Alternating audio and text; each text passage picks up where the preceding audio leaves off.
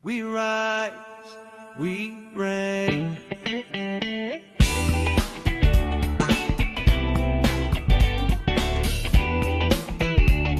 Kings and queens in Jesus' name.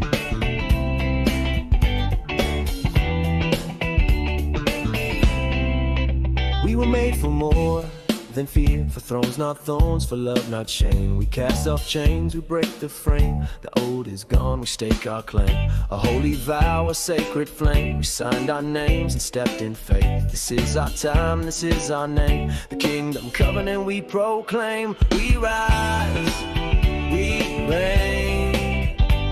Kings and queens in Jesus' name. We rise, we reign. Kingdom covenant unchained. We rise, we reign. Kings and queens in Jesus' name. We rise, we reign. Kingdom covenant unchained. We rise, we reign. Kings and queens in Jesus' name. We rise, we reign. Kingdom covenant unchained. We rise, we reign. Kings and queens in Jesus' name. We rise, we reign. Kingdom covenant unchained. We rise, we reign. Kings and queens in Jesus' name. We rise, we reign. Kingdom covenant unchained. Not just warriors, we're now family. Not just broken, we're royalty. Through fire we walked, in truth we stand. Crowned in Christ, forged by his hand. No more orphans, no more blame. No more playing small or tame. We reign with him, our hearts reclaim. Kingdom covenant is our flame. We rise, we reign. Kings and queens in Jesus' name. We rise, we reign. Kingdom covenant unchained. We say yes to heaven's reign. We're the covenant unashamed. We say yes to heaven's reign. We're the covenant unashamed. We rise, we reign. We rise, we reign. We're kingdom covenant in Jesus' name. We rise, we reign. We rise, we reign. Kings and queens in Jesus' name. We burn, we build. Kingdom covenant fulfilled. We rise, we reign. Heaven's vow, our holy flame. We rise, we reign. Forever changed in Jesus' name.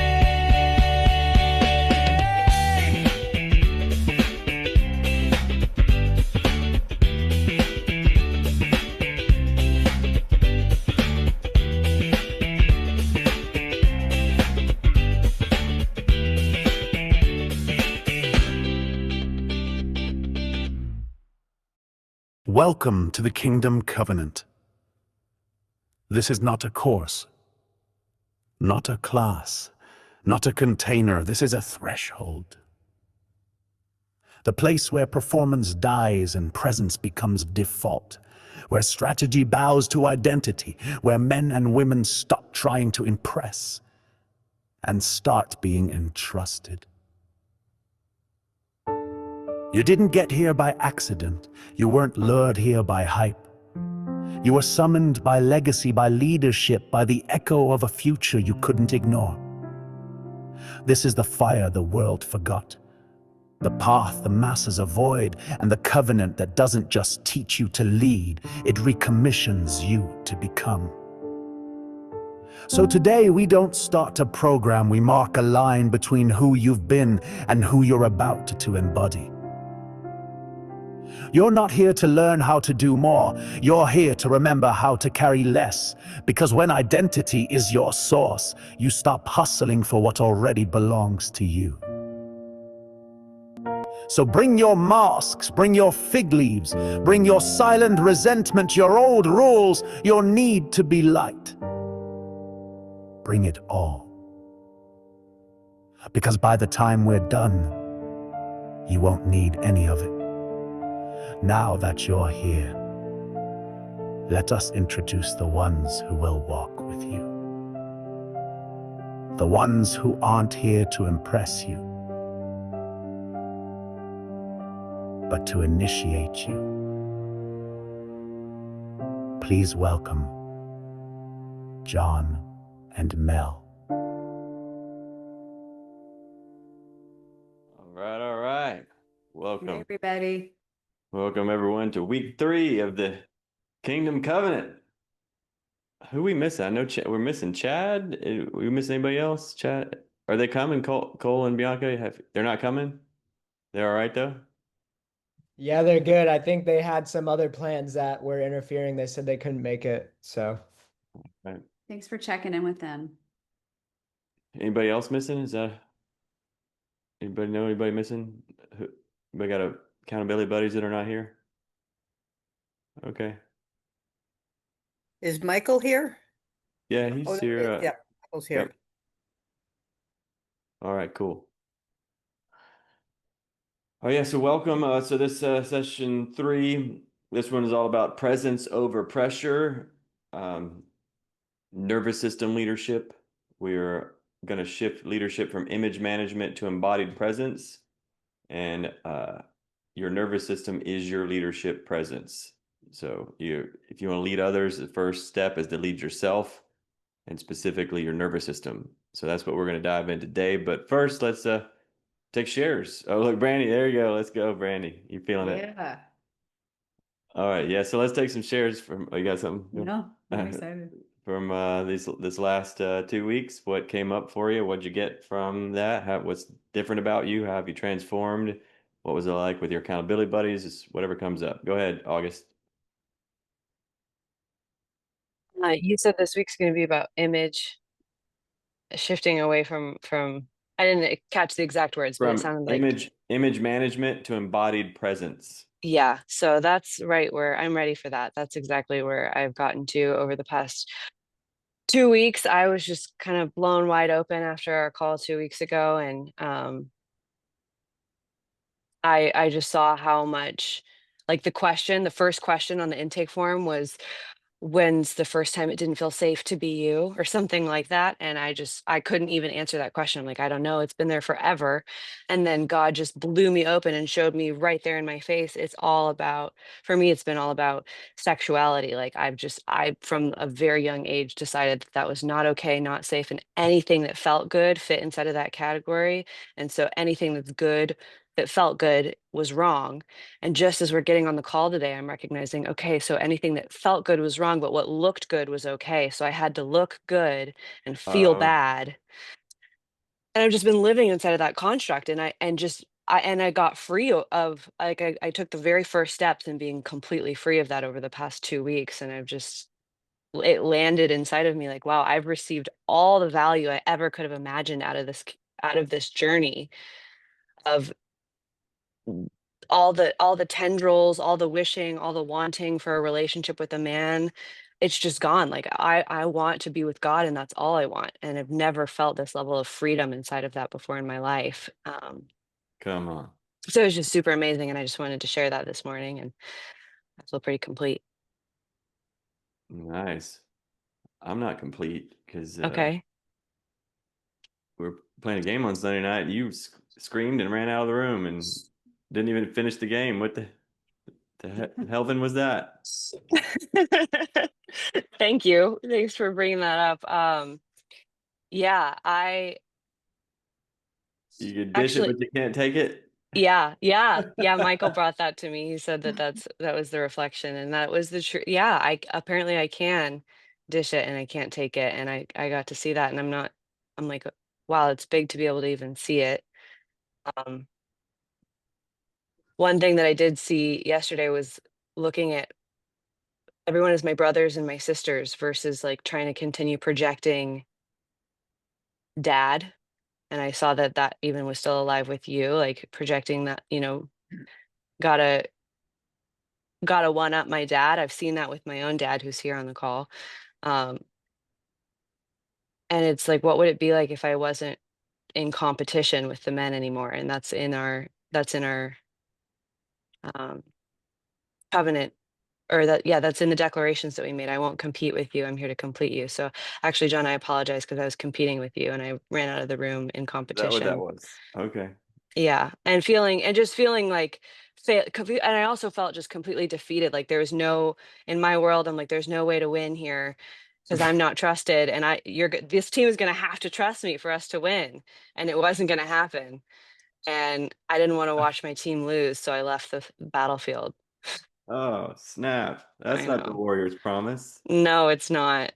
So I We're losing. I'm reneged. out. Wow. And you're the one that set the stage for that loss because the game before you got your big nuts out there and you set yourself up for some karma and it came back and got you. Yeah, it did right away. All right. All right. I feel complete now. Okay, thanks for bringing that up.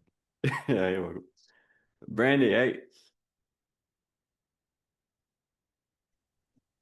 Hey, um, for me, for the last couple weeks, I've just been like going through so many like emotions and more joyous ones than negative ones, I'm finding. I feel like part of the better parts of myself are returning because I'm stepping more and more out of the fear kind of mentality that consumed me a couple years ago. And I've just booked my trip back home, and now I've got all these crazy fear emotions coming back, like so yeah, so I feel like I'm just dealing with not being in the present. I'm having a really hard time just being in the present moment and being present to the present instead of in the future. So like, for example, right now, I'm just like, oh, wow, it's going to be so hard to say goodbye to my friends. And like, I have my whole trip booked, like a couple days with my mom, couple days with my dad, here to get my luggage, there to do this with my accountant. And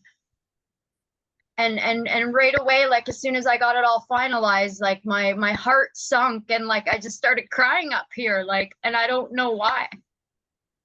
So I feel like it's a struggle to stay in joy for me. Like naturally I am in joy usually, believe it or not. That's where I like to stay and be.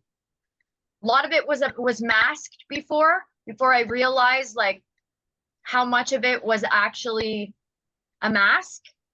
But my body, like my soul, my spirit resonates in joy way more than it resonates holding on to all these fears and all these, trying to control the future and all that kind of stuff. So I'm just really present to my emotions and how they can flip on a dime. And at least now I'm present to when it's happening and I can reel it in a little bit more and a lot faster than I could before. Just having my eye on it and like understanding that I'm creating my reality myself. Like if it's to be, it's up to me, and all that kind of stuff. So I'm just really trying to stay grounded in like one day at a time instead of thinking about what's going to happen, you know, when I leave my family again to come back to Costa Rica. And yeah, I'm full of joy, and there's a little bit of fear trying to creep in, and it's like, wow, like I just had amazing phone calls with everyone and everything's planned. I should be happier than a pig in shit, and I'm just like crying and feeling emotional. So that's what's coming up for me, and I'm just trying to figure out a way to just keep myself present and keep myself in joy instead of in fear, which is where I want to go all the time for some reason. Nice. Thank you. Yeah, so this today's lesson is perfect for where you're at right now. Couldn't be a better lesson for where you're at. And but you did well at the when you got pulled over the other day. Tell me about like how'd that work so well? I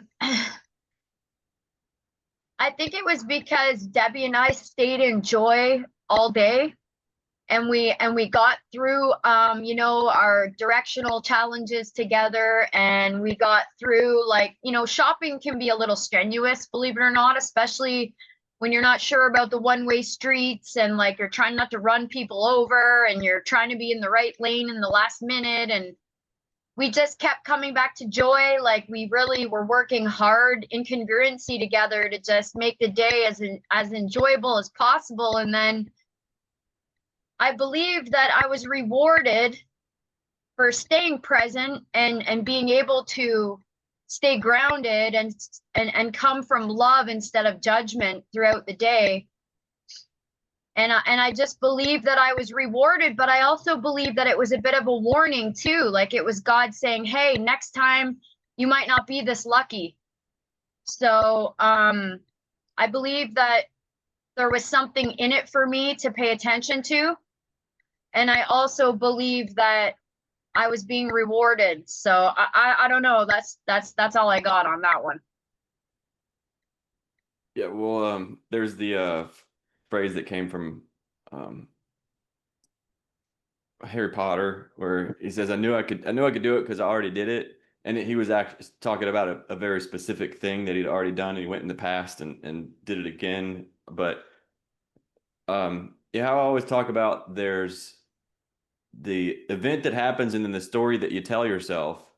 And when we do breakthroughs, we shift the story because it's a story that you lay on every event. And the story is like a frequency, which would be like the radio station that you're tuned to, and the events are the songs that you're going to hear on that station. So if you're tuned to a story that, oh, poor me, I'm, you know, whatever, I'm a bad person, or got bad luck, or I'm broke, or whatever, that's the story that you're telling. So you're on the radio station of that, you know, so you're going to hear those songs. So you're going to keep creating these events over and over that resonate with that story. But when you shift the story, it heals from the womb to the tomb and beyond. And when we do the breakthroughs, we can go back and we can find, you know, any moment that story was layered on top of.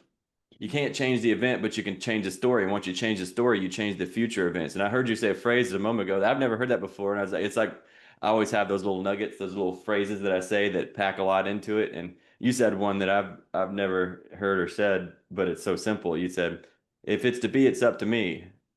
And that is, you nailed it right there. If it's to be, it's up to me. You don't get to decide exactly what the events are, but you get to decide what kind of events. You don't, like when you're listening to the radio, you don't get to decide what the next song is, but you get to decide what kind of song it is that you're going to hear based upon the station that you've tuned to, and you're tuning with your stories. And so the way that we do, like with the breakthrough, is shifting. We find the false story that we've layered meanings on top of moments to perpetuate problems in our life. But you can also go back and when did you tell yourself the truth and reinforce that? So we're gardening, right? So you're going back and finding the moments where you had the weed story that you want to pluck out.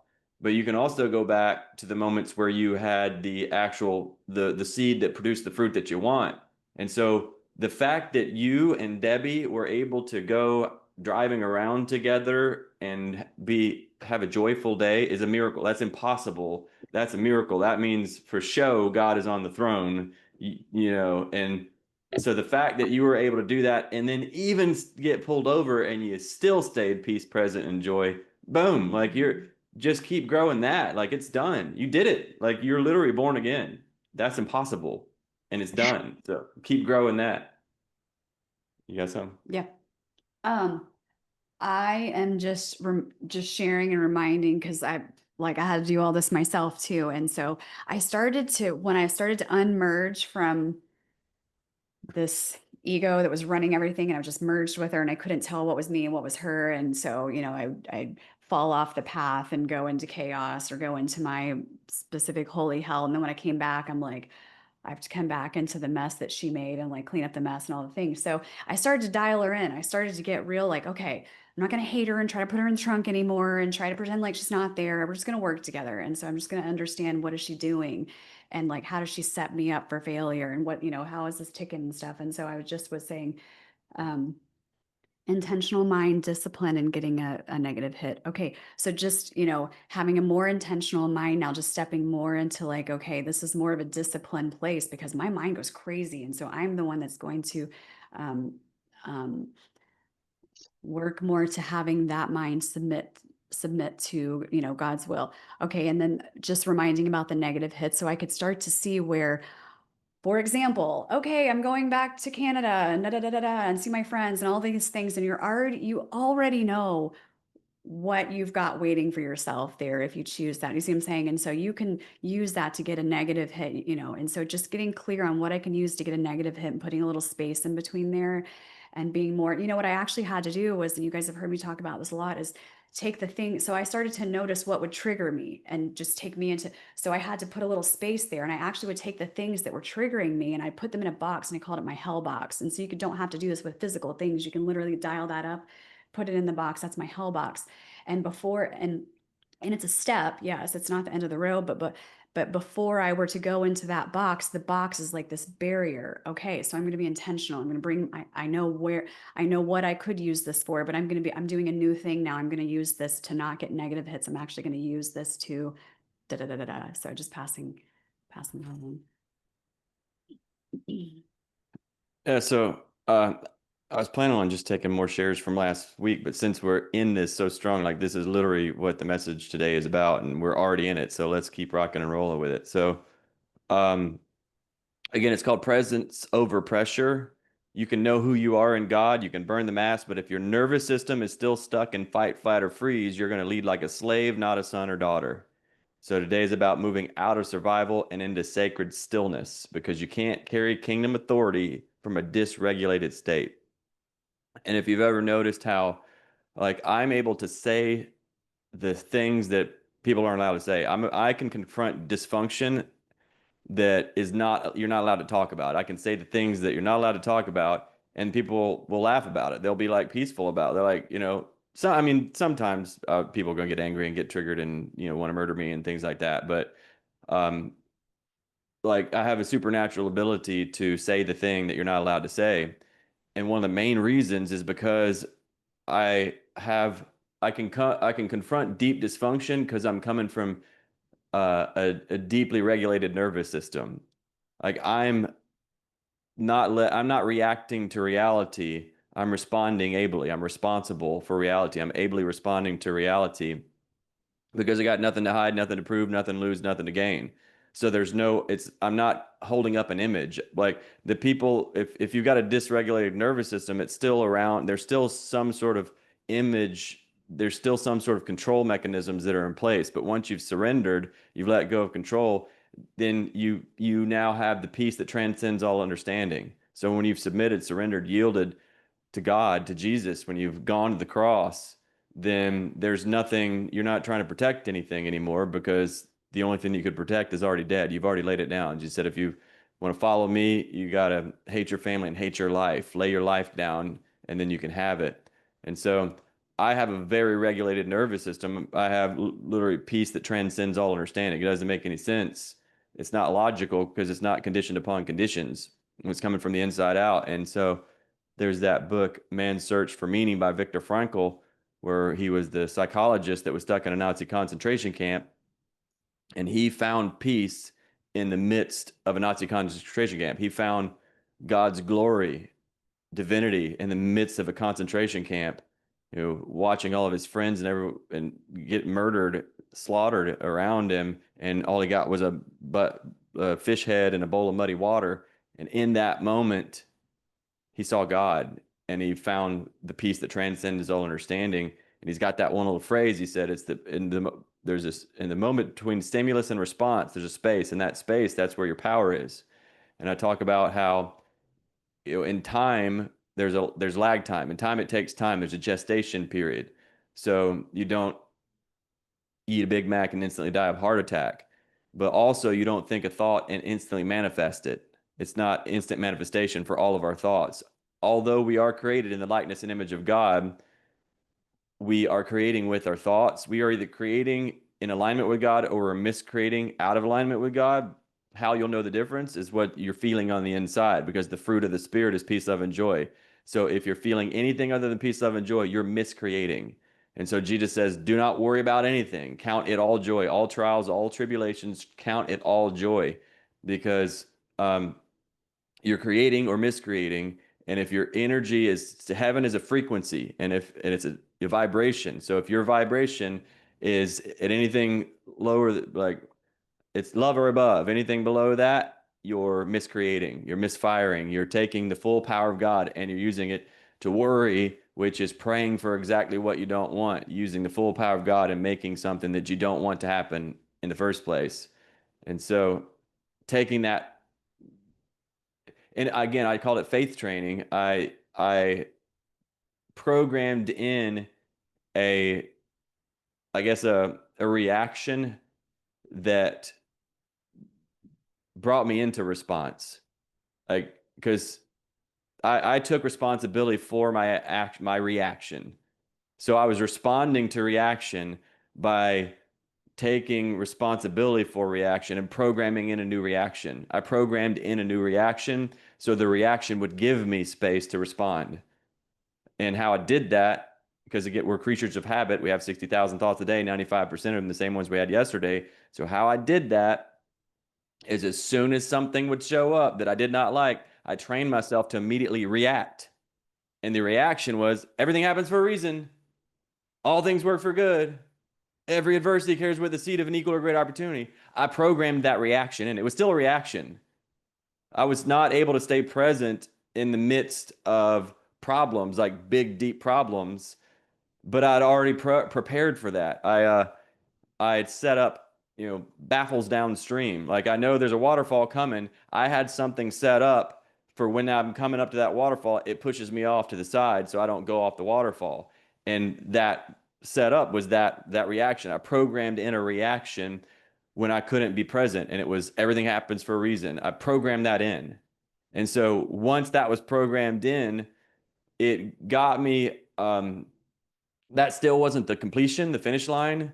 That was just to get me to, it's a reframe to where I see the opposite side of the coin. I'm still in duality at that point. When I was saying everything happens for a reason, all things work for good, I was still reacting and still in duality, because I was still perceiving the thing as bad first, and then I turned it to good, so it neutralized it. But then doing that gave me enough space to actually connect with God, and then be okay with however it goes. So I'm recommending that you program in a reaction to when this thing comes up, and one of the visionary distinctions is register, where you start having the register. You're going to notice it less and less. And I recommend to become more and more sensitive to, I used to want the 2x4s to get the lesson. Like, I thought my ego was so strong. I was like, I thought it was something cool, a good thing to get 2x4s. Yeah, look, I can handle the 2x4s. But now I'm like, no, I'm sensitive to the feather strokes, and I turn feather strokes into 2x4s now. Like, that's all I need. I don't need a 2x4. I make the feather stroke gigantic, bigger than I make it bigger than a 2x4. So I don't need the 2x4s anymore. So I'm present. And now I can be perfectly present in the midst of any storm, no matter, what's coming, whatever I think is coming, cool, whatever, because I know for sure God is on the throne. There's no doubt in my being anywhere. There's nothing left. So find that inside of yourself. But you don't have to find it. The events, the circumstances are going to find that for you. They're going to find where you still have like crevices or caves of where you don't believe God is on the throne. You'll know that by watching when the circumstances show up, either circumstances in the present or circumstances that you perceive could be happening in the future. But we're getting to the end of the illusion of time. And I talk about if every single thought that everybody thinks were to instantly manifest, where would that leave most of humanity? Most of humanity would be in hell. I'd be in heaven. Like right now, if we ended time and all of my thoughts were to instantly manifest, poof, I'm in pure heaven. Most people can't say that because all of my thoughts are it's very rare that I have any sort of a low frequency, a low vibe thought, of a thought that God is not on the throne. It doesn't really, it's done inside of me. God is on the throne. He is the king. If it's happening, it's because he's allowing it to happen. And so, but how I got there was through what Brandy said. If it's to be, it's up to me. So it's up to me to take my will, because I've been given a will, and I was born into my will being used opposite of God's will. And so if it's for me to be in alignment with God, it's up to me to realign myself, not my will, but thine be done. And that's what this journey has been all about. And so your nervous system, it's usually, so the feminine energy usually goes into fight and flight. That's a feminine energy. And then the masculine energy goes into freeze, so the fight flight, the feminine energy is urgency, defensiveness, need to fix or prove. And that leadership impact, it makes you reactive, pushy, and image driven. With the masculine is more of a freeze, which is numb, disconnected, zoning out, avoiding decisions. And the leadership impact is passive, avoidant, or checked out. A lot of men like to go work on cars, especially married men. They really want to go work on, because they try to work on their wife. They just want to fix things. And I can't fix her, man. She's the harder I'd work to try to fix her, the more unfixed she is. And so let me go get on something I can actually have control over. But that's a numbing out. That's a disconnection instead of being present, because your wife, as a man, our wife is our, that's it. That's the whole thing. It all starts right there, because we've become one flesh. And so to be able to be present with her, because she's going into fight flight. Normally, if you're in the right, in the right roles, she's going into fight flight and he's going into freeze. But when they come together, now it's a regulated nervous system. Now, but you can do that. And it's important. You'd have to do that inside of yourself before you can do that with anyone else. And so the regulated nervous system is calm, clear, grounded, and heart-centered. And then the leadership impact is magnetic, spirit-led, and deeply trusted. And the reason you're deeply trusted, because you deeply trust. So I have a deep, profound trust inside of me. And that's what people experience in my presence, is the trust that I have. And that's why I'm so trusted, is because I'm trusting. All right, let's go. Bradley, Michaela. Did you have something you want to share before they go? I just was going to share that I'm hearing in everything that you're saying, I'm hearing a tangible, seek first the kingdom. Like the impact happens, the trigger happens, and you're creating the space. So seeking first the kingdom. And I see that's what you were doing. And it becomes a pattern interrupt. And then over the years, I've just really seen you embodying this piece, and I can feel the fruit of it. And so when everything doesn't feel that it's safe over here in this world, being in your presence, it really does bring me back home to that. That's all I was going to share. Thank you. All right, go ahead, Bradley, Michaela? Yeah, so I was just gonna speak to what you just described as active or communications that occurred between the two of us this last week, where I felt, Michaela went into that fight, flight. Hey Bradley, I can barely hear you. Um, How about now? Is that better? Better. Yeah.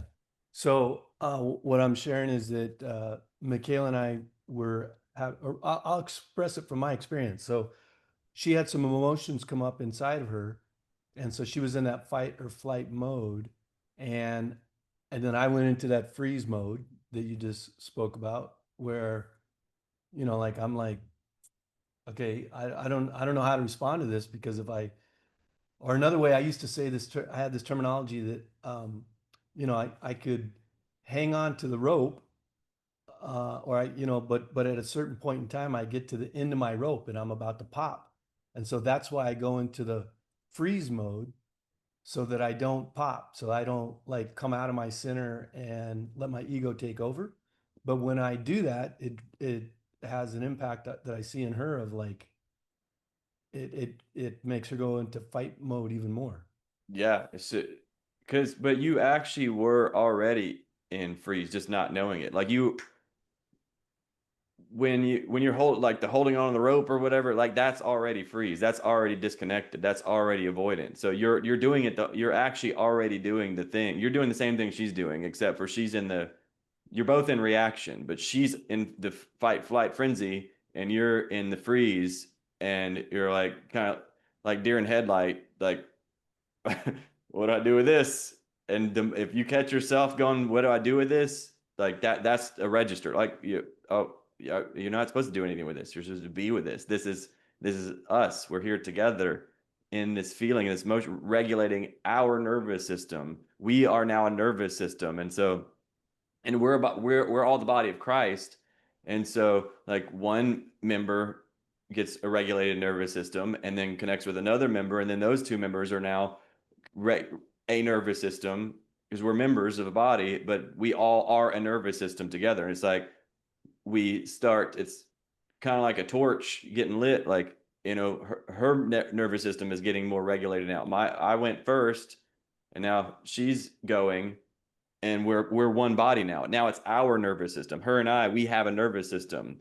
And then as this nervous system gets perfectly regulated, with two have become one flesh, then it's like it moves out into the village, the whole community, all the members of the body.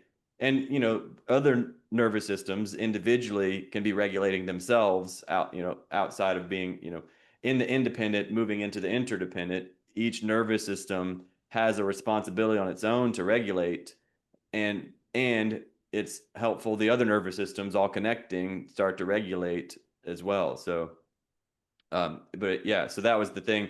Like that holding on to the rope, like that, you already failed. Like if you've already missed it. Like you've lost the war before you even started it. And so it's all about being perfectly present, and with that, all that emotion, and regulating together. You two now are, as a divine union, you are a nervous system together, and you regulate it together. Okay, I'm receiving that. And so in this particular situation, if I just go to the specifics of the conversation we were having, what was occurring for me is, I'd been thinking I was attempting to regulate, and I'm hearing you saying, well, no, I wasn't, I was just frozen. But I mean, yeah, and I'm trying to use my logic to keep the peace, you're thinking regulating is controlling. Regulating your nervous system is not controlling your nervous system. It's being present, fully present with your nervous system. We're not here to feel happy. We're here to feel fully. It's fully feeling the nervous system, being centered and present inside of it. So for how long? I mean, I get, this is like, I mean, yes, that question right there, that's well, that's the sign right there. 7 times 70. 7 times 70 years. So what do you do though? Like when you know that I'm drawing near the end of my rope. I mean, it didn't start out that way. The first, I'd say 45 minutes of the conversation, I am present, and then it's like I can see it's not going to get regulated.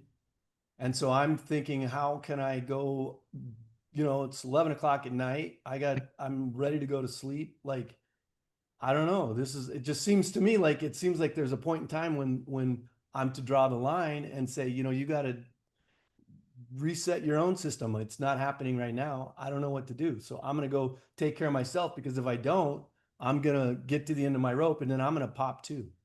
I don't know if that's making sense, but this is what it Yeah, feels it's like making this morning. perfect sense. And you're practicing right now, but I'm telling you, that's it. Like that's like, I used to remember, I'd tell you that Mel would be 7 hours. Mel would be Yes. fight flight for 7 hours. Now it's 7 minutes. It's 7 minutes now. So are you just saying then that the practice is to do whatever it takes for a period of time, and then over time it'll get better and it'll regulate Yeah, quicker? it gets, because you're wanting to be over. That's the problem. Resistance breeds persistence. What you fight against, you create. It'll be done with you when you're done with it. How do you know when you're done with it?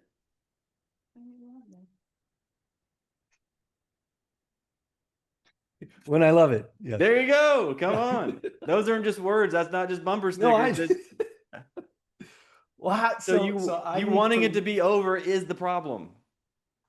So I need to love her illusion. My storm. It's her storm. Her lightning storm. Did you see the lightning storm last night? Oh, it was incredible. I saw Yes, some. there you go. That's it. That's it. Yeah. It was incredible. The lightning storm is incredible. That's it. You get it?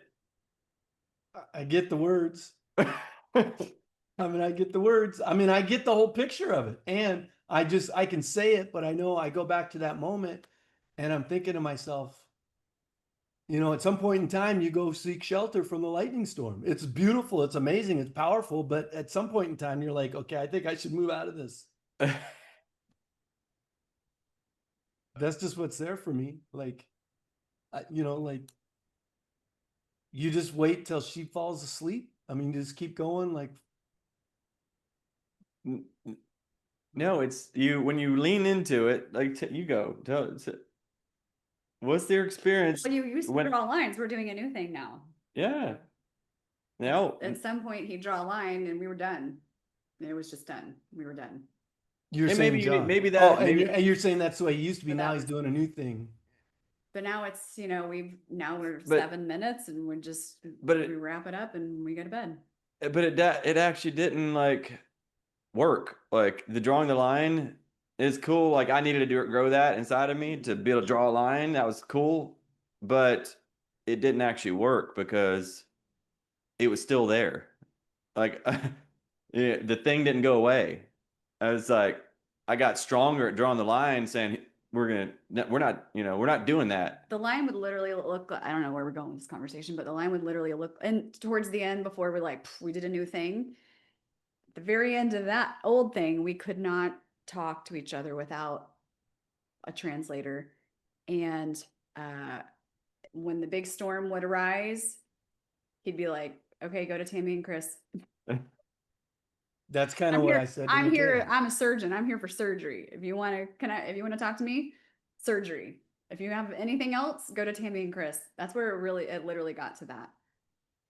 I don't know where you want to go from there, but And now I'm like, I see her with a lightning storm going on, and I get excited about it. I'm like, if I saw her going to Tammy and Chris, I'd be like, whoa, where are you going? Hold on, no, that's mine. That's mine. You don't go give that away to nobody. That's mine right there. Give me that.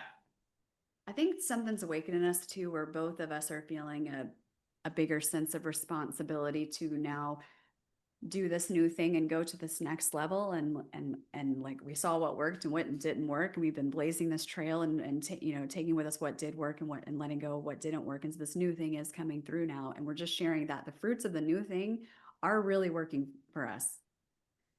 I still draw a line, but the line I draw now is get your ass over here right now. You're gonna hug me. And that's the line I draw now. I'm like, no, you're not allowed to go in your closet, and you're coming over here together. That's our thing when we're not wasting it. So I still draw the line, right? I draw the line. It is true. And now more and more, he'd say that in the beginning. I was like, I don't believe that shit. You don't want none of this. But now I'm like, he's totally serious. Like I have never felt so accepted and so loved and so unified. And because I've actually am in that place now, something inside of me has shifted to where I actually want to do things a new way. I actually don't need to do them the way that I believed was the only way before. There's something that's shifting inside of me now, and it's because of this new place that we're in. Yeah, because resistance breeds persistence. What you fight against, you create. Used to, her lightning would actually strike me. Now it's like I just get to watch it. We get to enjoy the lightning together instead of it actually, wow, like, ow, damn, I just lost an arm there, because my resistance of it was creating that. And immediately, So let me get something from it, which is important. What are you saying? Immediately, when we bring this together and we are with it and it's our thing, the energy is our thing, something always births from it. There's always something shifts, transform, like there's always a reason. And so then when you get to that fruit, you're like, oh, I can actually trace it back and be like, oh, this is what I could have done differently. And then you bring that forward to the next thing. But it's like, it's being fruitful. It's like, it's never just this wedge now where it's just this separate. It's always created. It's like, it's redirecting that energy that's coming through and really seeing and believing that there is there's energy and there's just so much coming through. I'm just gonna pause. No, that's great. Yeah, no, it's great. It's good, but it's like it's using that energy for good, and it's the breakthrough I'm having inside of my own self too. There's all of this energy, and I've been doing it lately. I'm like, here's the storm, and I'm like, I'm gonna create positively with this. Imagine what I could do if and I know we talk about that for years, but it's true. It's like, let's take all that energy, Michaela, and like, okay, but she does say that she has a hard time like channeling it into painting or something, but there's somewhere that you can channel it, but I'm just gonna pause right there. Yeah, because it's that I'm starting to love it inside of myself now, is what I'm saying. any energy is actually meant to be for creation, but if you resist it, it turns into destruction. The destruction comes from the resisting of it rather than, woohoo, yay, we got this energy right now. Receiving it is what makes it go for creation, to build life instead of destroy it. You've been helping me channel it by accepting me when I'm in the chaos. Yeah. Mm-hmm. So when she's in her chaos and she's saying a bunch of things towards you that aren't true, she's making up your feelings. How do you receive that? You just say, I mean, do you?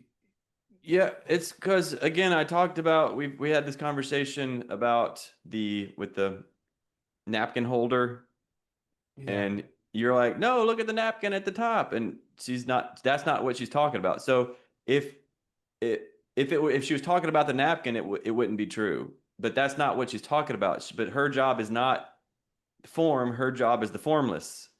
And she's like, there's this formless thing that's going on where we've got a disconnection here, and I don't know how to tell you that, and so I'm just giving you whatever I can give you. Like, she's just packaging it and throwing it at you. Here, try this.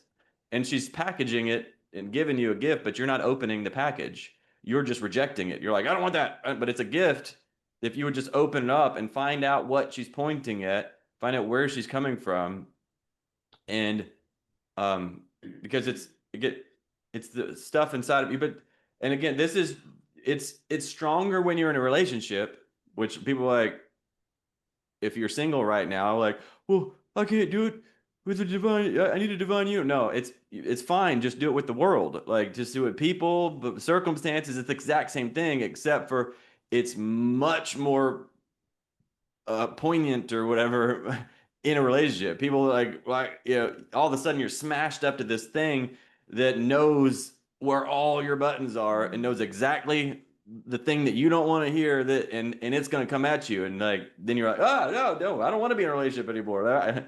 So it's the same thing. It's just more intense in a relationship, but you just, if you can't do it with the circumstances, with the world, without a relationship, you wait till you get in one, like that's gonna mess you up. But like that's why I had years of training, faith training, where I went into, now again, as I said, I was still in reaction, I was still in duality. I went from I turned bad into good, so it was easier for me to be with, but it was still duality. And so I had to find, what I had to get to was presence, like just being perfectly present. It's not bad nor good.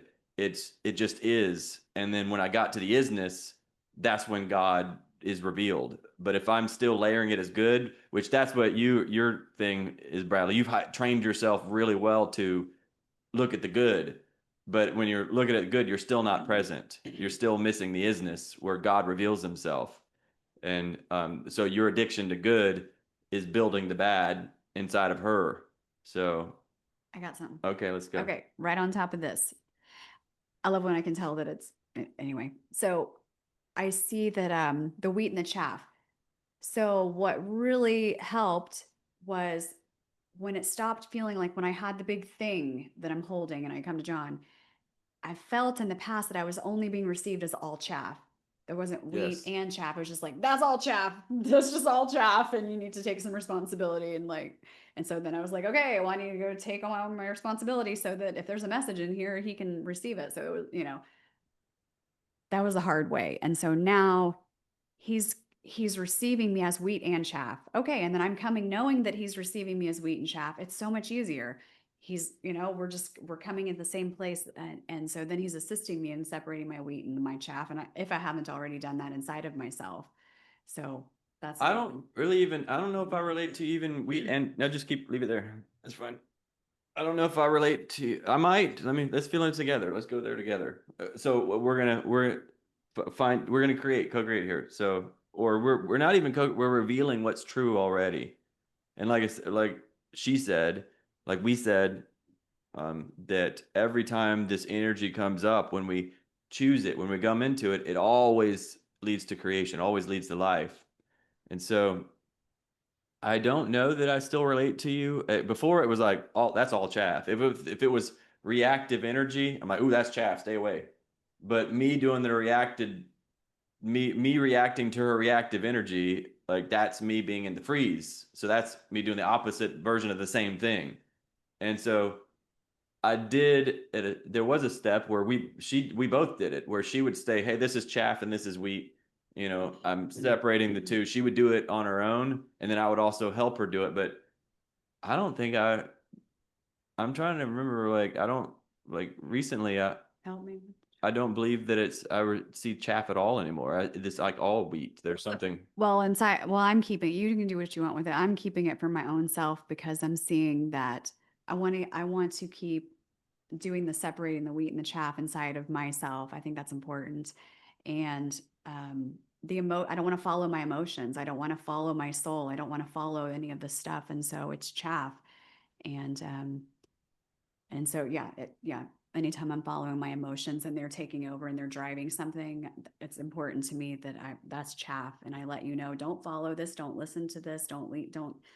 This is just chaff. And thank you for the space for me to share this chaff, because I want the wheat. And sometimes in sharing all of it is where we can discern that. Okay, so that makes sense, because I noticed, I did see you along the journey. You started separating it yourself. And now the reason I'm only relating to you is wheat, because I trust you to take responsibility now. And I know that what hearing that makes me want to do.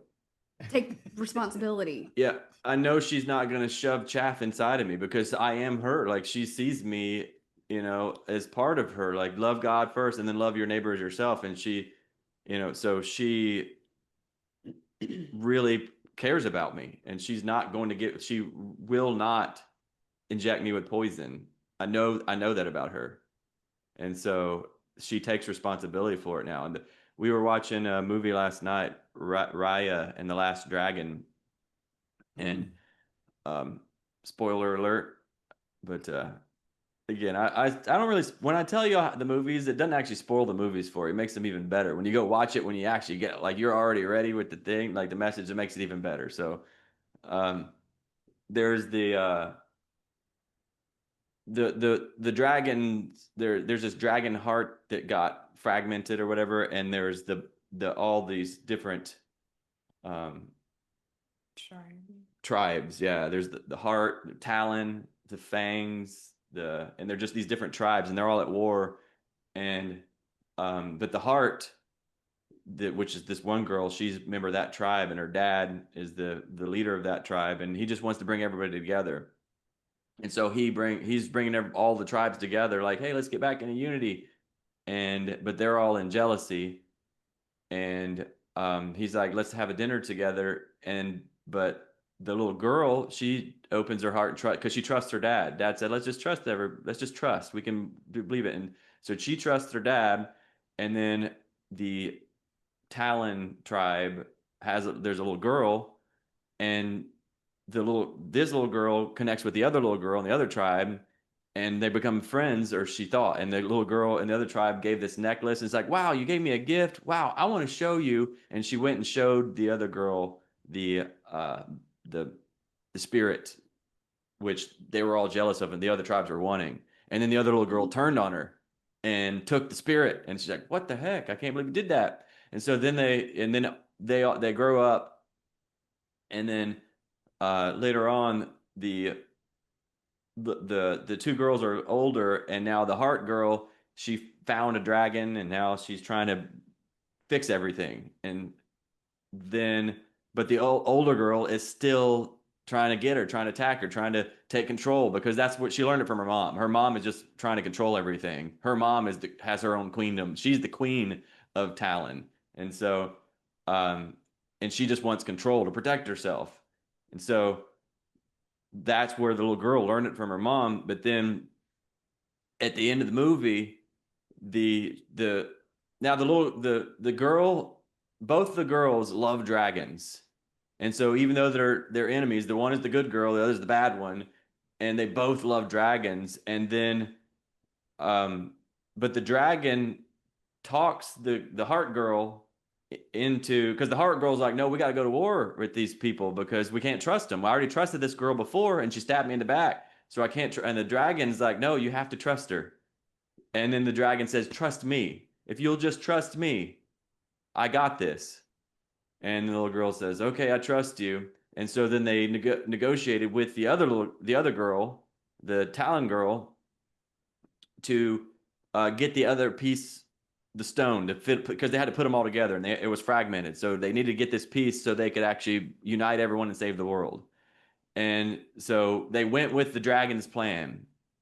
And she said, I trust you. And now that girl, the Talon girl, turns on him again and pulls out a crossbow. And then the heart girl is like, oh crap, I knew we couldn't trust him. But then the dragon looks over at the heart girl, says, trust me, I got this. And the dragon goes over to the other, because the dragon saw inside of the Talon girl, she saw the love for the dragon in there. And so she knew it was in there, and that's what she was remembering. That's what she was like, she was calling out the greatness in her. And the heart girl, whenever the dragon starts getting close to the Talon girl, who still got the crossbow aimed at the dragon, but the dragon's coming in closer, and you can see the unregulated nervous system inside of the Talon girl. And then the heart girl freaks out and loses her shit, and her nervous system is out of whack. And she pulls out her sword to try to stop the girl with the crossbow from shooting the dragon. And guess what happens? She accidentally shoots the dragon. She didn't mean to, but whenever the other girl tried to stop her, boom, she shot the dragon. And now the heart girl's pissed. She's like, it's your fault. You killed the dragon. You know, you had the crossbow. But then, the Talon girl's like, you're just as much responsible for this as me. You didn't trust her either. Neither one of us trusted. And so how it ends is they have to get, they've all got the little shattered pieces, and they need to put it, and the darkness is about to overtake all of them. And the heart girl is like, I'm the one that can be trusted. Let's put it all together. Just give me all the pieces. Just give, it's okay. Just give me all the pieces and I'll put them back together. You know, you can trust me. I'm the good one. But they're not, I don't know, man. I don't know. And the bad girl is not going to do it. She's like, no, I'm not giving you my piece. You need to give it to me. And the heart girl, like the darkness is overcoming. And so the heart girl says, well, let me take the first step. And she hands over her piece to the bad girl, and she trusts her. And she trusts her so much, she handed over the piece, and then she stepped into the darkness, which turns you into stone. So there's nothing more she can do. So now she's gone. She gave over her piece. But if this heart thing, if it all gets put back together, all the people that are turned to stone get turned back into life. They bring back to life. So she gives her piece, steps in the darkness, gets turned to stone. So there's nothing more she can do. So that's the ultimate trust. And then there's like 4 other people that were her friends that all one at a time did the same thing, because she took the first step in faith and trust. And then the next friend hands over their piece to the bad girl, and then goes and stands with her and touches the good girl and gets turned to stone as well. And then the next one goes, does the same thing. And now the bad girl has all the stones, and she looks and she can leave all these people in the darkness to, and she's thought about it. She's like, look, I've got it all now, and I can go build my kingdom. But she looked back at all the people that were all holding each other, that turned to stone because they believed in her. And like, damn, like she couldn't, like, they trusted me they gave their lives because they trusted me. And there's no way that I can possibly do this. I have to. And so she put the stones together and saved everybody. The bad girl is the one that saved everybody. Pretty wild stuff, huh? And so when you change the way you look at things, the things you look at change. When you change the way you look at people you look at change. There's a difference between wanting something and being ready to receive it. How you know you're ready to receive it is realize it's here now. It always has been and always will be. The reason I'm so trusted is because I'm so trusting. And I know I've got stabbed in the back so many times, but you know what? It's worth it, because I'm not going to lose hope. I'm not going to lose faith. And I keep going. And because Jesus kept going for me. It was unconditional love. And so, when you really, like, it can't be fake, it can't be a performance. It has to be from presence. Resistance breeds persistence. What you fight against, you create. It'll be done with you when you're done with it. How you know you're done with it? When you love it. And when you will come in vulnerably like Jesus did, open your heart and just trust. You might get stung for a moment, but it was just for a moment. And the only thing that remains on the other side is the truth. It's going to remain standing. And when you trust the truth, when you trust love more than you trust yourself and your performance and your ego and your ability to fix things, you remember, and it's done. You got anything that comes up? All right, go ahead, David in Phoenix. Thank you. My question was from a while back, but I'm just wondering if you could, I hear you say regulate your nervous system, but I don't really feel like that says whatever it is that you're doing. And in my mind, I heard you said just be with them. And so is it just like, I'm just accepting you exactly as you are? Like, I'm not trying to change you, fix you. I'm just being with you, letting you express whatever's present for you. Is that it's more than that. It's not just watching it. It's being part of it. Like this is our nervous system. This is us. This is we, and like, you don't stand outside of it and observe it. But you go, it's God first. Like, because seek first the kingdom, and then you're deployed by God. And so you're anchored off. It's the thing. It's the sermon on Sunday. Rooted in him, I reach for them. So you start with the rootedness, and once you're rooted, then you reach out, because I'm grafted. Like if I get slaughtered in this thing, oh well, I'm grafted in God. I'm good. So what if they slaughter me? That's what Jesus did. Jesus was grafted in the Father. He's like, all right, well, I'm going to the cross. I'm grafted in the Father. So, Father saying this, go, then I'm going. And I'm not worried about how this plays out, because I know I'm grafted into the Father. So it's coming from that place. Where it's coming from is where you're going. You're not doing it to fix them. You're not going in. I'm not trying to make Mel feel better. If I were to try to make Mel feel better, she'd smell like she is so sensitive to any artificiality. Like if there's like a friggin', like if there was like a gnat of artificiality inside of me and it farted, she would smell it. Like it's that. I'm like, so I can't, like, I can't come in with anything other than the real thing. Like she will smell it from a mile away. Like the teeniest little bit of wanting to fix her, thinking there's something wrong, like, coming from anything other than trust, truth, love, God, like she will slaughter it. I mean, it is like literally a gnat fart worth of it. She will slaughter the whole me because a gnat farted, So that's where we are now. Like I don't have the luxury of living in fear anymore. I don't have the luxury of suffering anymore. I don't have it's going to cost me my life. It's going to cost everything, right? So, but it's great. That's perfect. And so that she knows exactly what I'm talking about. What's your experience of the gnat fart, or what? I don't have anything coming up. I didn't realize I was that sensitive, like a gnat Yeah, fart. That's dude, good. no, you do know you're that sensitive. I'm pretty sensitive. Yeah, I just don't want to be bullshitted. I was in a relationship for 17 years with a really nice guy. He was literally just so sweet and completely inauthentic, and yeah, we just suffered a lot because of that. And so I only want what's real and true, and yeah, that's all that I have coming up.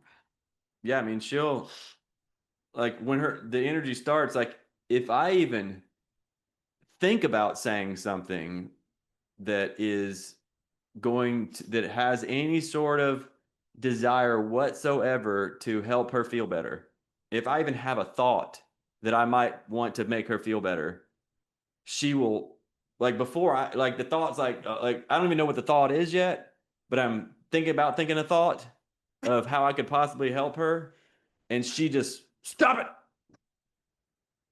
Don't you? I'm flowing right now in the middle of something. Yeah, she gets, like, she knows it. Like she is that sensitive. And that's great. I thank God, right? Because it's for my purpose as a leader to be present in anything. And because I've got nothing to lose, nothing to hide, nothing to gain, nothing to prove, like, because I can't hide anything. Like, it's like I literally, if I were to hide anything, I'm getting slaughtered. Like, so thank God. Thank God gave me this refining fire that, like, I can't hide anything. Like, How does that feel to a community to come here, all of you, and see that and see that that's the refining that's happening? John, I don't have much time right now because I have to go and meet with her, and I Okay. love this and everything. So I please want you just to hear what I get to say, because the experience that I had, like, with all this thing, it's like what you do, because I love that Mel has all that thing where she can spot all that stuff, and because she actually trusts God, she actually is connected, like, with all the things. But when I have the assumption in the story that my wife actually is not there, it's all in her mind. It's all like asking me for, like, I really like to trust and believe that I'm fully connected, and I'm like listening all the time. And I feel like this weekend I felt to him. I felt to her. But for some reason, either way, the things just work perfectly for the community, for me, and for her with this story with the chicken, and where like we decided to go on a trip, in this trip, and then all in a sudden start happening all that all these chickens start dying and all the things, and we are up there in Chiripó, and she kept asking me like, what I feel like we're supposed to be back because that feels like we shouldn't be here, blah blah blah. When actually it was like, no, we decided, even when I had took the decision even of going with her or without her because she was in wishy-washy, because I don't even want to understand the why she's doing that. What I'm assuming is like she's up in her mind and she's not even close to being her heart or any connection with God, you know. And the next day we left the first day, and then the second day, the first thing I woke up for is like, I feel we're supposed to go. But at that moment, I was done with that. Like, I tried to hold it. And she kept asking me, why don't you ask God? Ask God. What is God telling you? Like, and I actually was honest at that moment. Like, I cannot hear God when I already have like told you so many times what I have heard, what I actually feel in my heart is supposed to be the right thing to do for us, to just enjoy the time here and just let the things be what they need to be. Like, that's it. Like, that's what I can hear from God, but you keep coming at with this weird energy about going and having to save the chickens and that's our responsibility and blah, blah, blah. And at that point, the connection with God is gone for me, because I'm already in this energy with that. Like, I'm in the space where I'm gonna make everything as possible for you to shut the fuck up and leave me alone, because I just want peace. Even if that means like stop the trip, stop something that we've been like, well, at least it seems like me, I've been craving for us, and having some sort of like retreat, like for us, like where like we can just trust in our family that things are being taken care, you know. But then like I just said like, you know what? I'm not listening God anymore. If you want to ask him. But right now, even when my desire was just to stay in Chiripó and go for the hike that we planned and all the things, at that point it was like, okay, let's go back to the village so you can have the peace that you like, or whatever the fuck you are like craving for. You know, the control thing, the mind thing. And for me it was like, I'm just had enough. I'm done with that. And I feel that's the part where I fail us.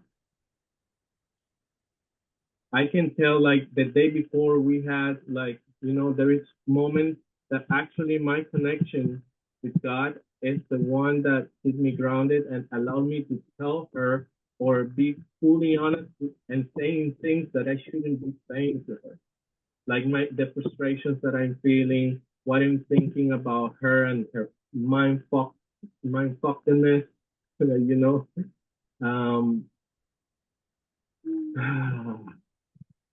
And like now I can fully feel and understand what it means to hold that faith for her, because it's God the one who holds me in that space. But I can still I don't have to do this, but I don't know what to do with the frustration that I feel by really, it's not me that doesn't feel hurt or hurt. It's me like telling you like, can you trust that God is here, that God is like the one taking this decision. It's not even me. That it does it's not reciprocal. Yeah. So what And that's the when I get the most like yeah. Yeah, I know exactly what you're experiencing, what you're feeling. Like that was definitely along the journey. Because I'm like, I'm supposed to be leading. I'm supposed to be the man. And One more thing, sorry. Yeah, there is then at some point I can tell that I'm dealing again with a dude. yeah, With another man, like wanting to fix things, and then I'm not allowed to react. I'm not allowed to feel frustration. I'm not allowed, like, I gotta like pretend the joy of the whole thing. Like, I cannot be authentic. I cannot like, or I'm not allowed to express the anger, the frustration, the sadness, the how do you say when uh, powerless of the other person not be open to understand that everything is just fine. There. yeah. Thank you. Yeah, thank you for sharing all that. I feel you. I see where you're at, and I get it complete. I absolutely get exactly what you're saying. Because we got like, again, my role. I'm the leader. I'm the man, and I'm supposed to. Here's what we're doing. I'm asking God. Here's what God's telling me to do. Yet you're still coming at me. How many times do I have to tell you this is what God told me to do? And it's like confusing, not making any sense. I'm doing my part. I'm going to God. I'm getting what God's telling me to do, and then I'm doing that, and you're not, you're not trusting. You're not going on. Well, what I learned from that is because she kept saying, "You're not using me. You're not receiving me. We're not a we." And I'm like, I don't know what you're talking about. You do your role. I'll do my role. Your role, you follow, whatever but my role, I'm going to go to God. I'm going to lead, and it, like, I didn't know what she was talking. I had no clue. I couldn't get it until I finally realized, like, and You're wasting me. yes, I'm wasting her, but like, she got to the point where anything that I tried, like anything that I tried to be heard, to share what God's saying with me, like the more I did that, the more it was not going to work. Like she was like going to go further, and till I'm like, this is not working. And I had to get to the point that this path is not going to work. And that's when I finally found the new path. And I used actually I don't know how I could have possibly done it without the relationship compass. Have you all used the relationship compass yet? I don't know what's that. Oh, I'll put the link in the chat for you guys. Oh yeah.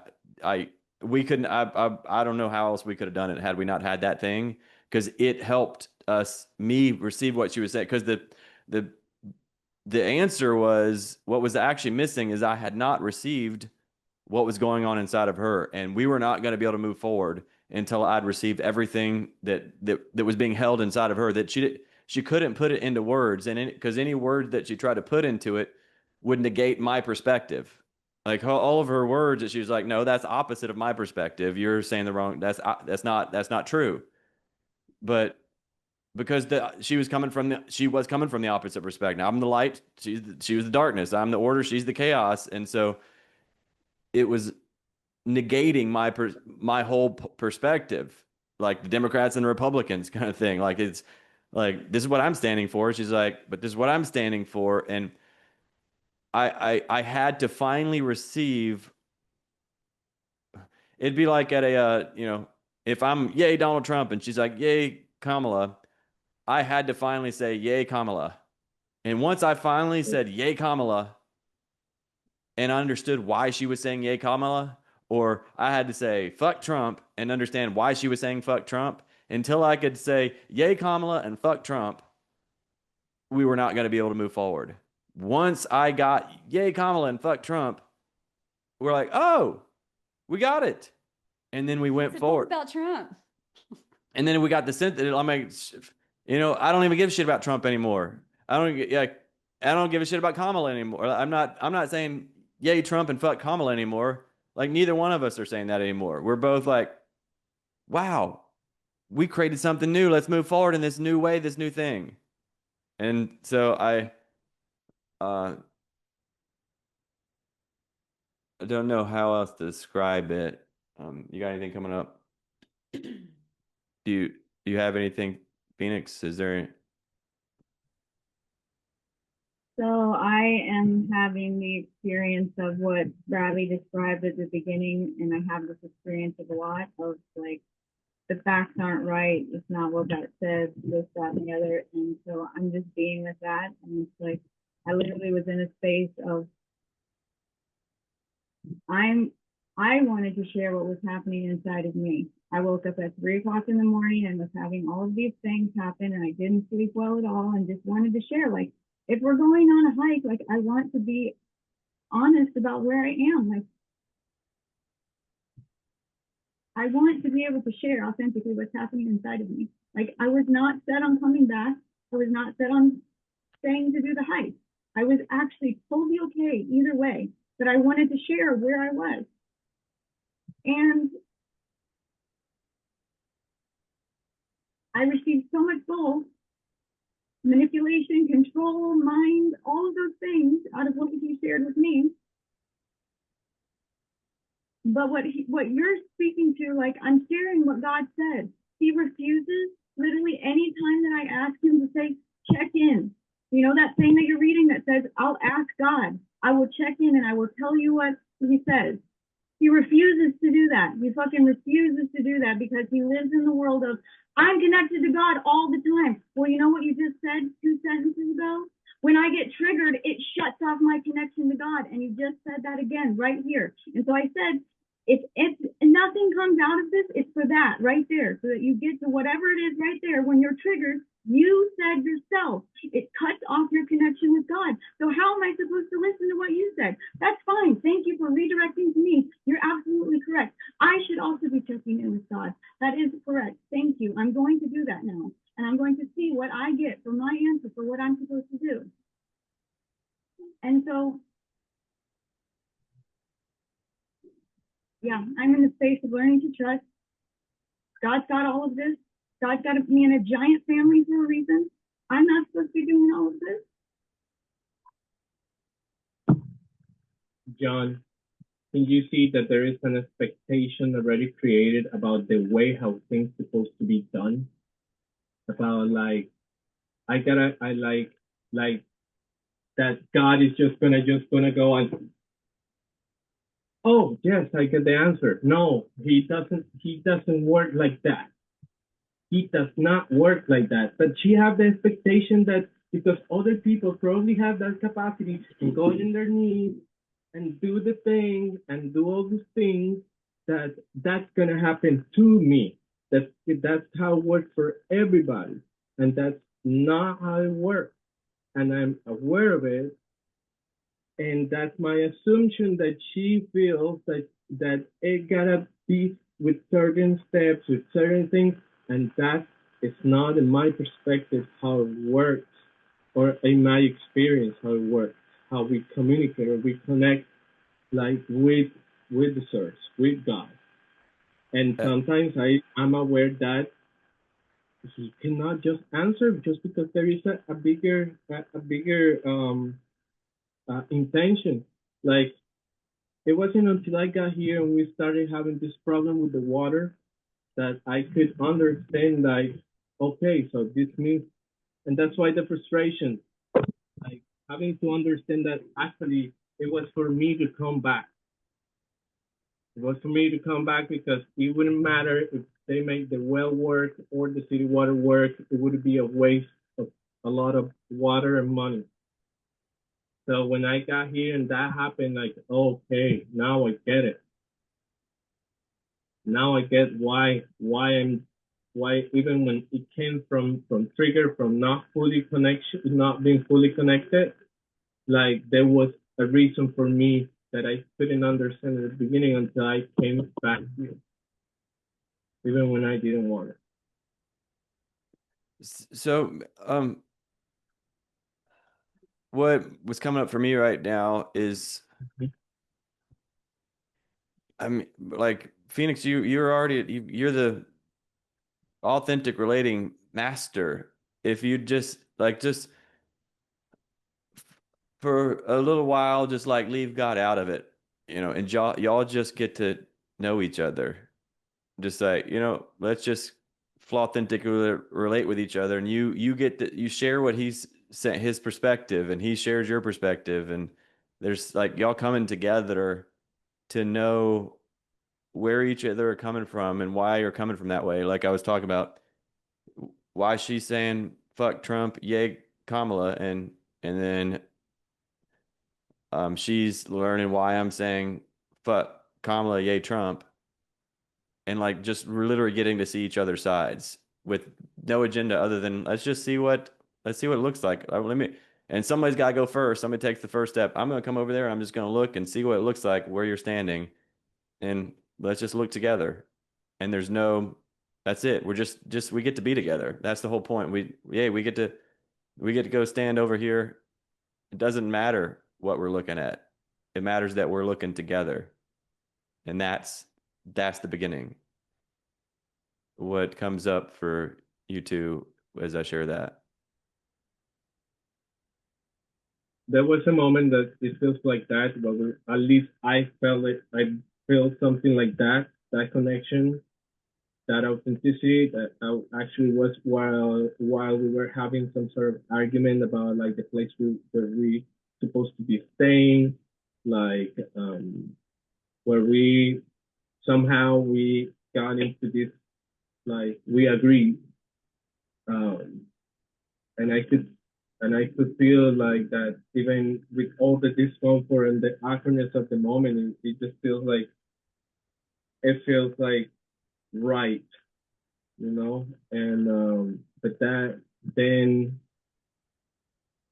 yeah, I don't know if you can recall like that moment where actually everything felt in alignment, like because I had the opportunity to be genuine. She was she was genuine with me, authentic at that moment, and then it was like a change in the feel, like where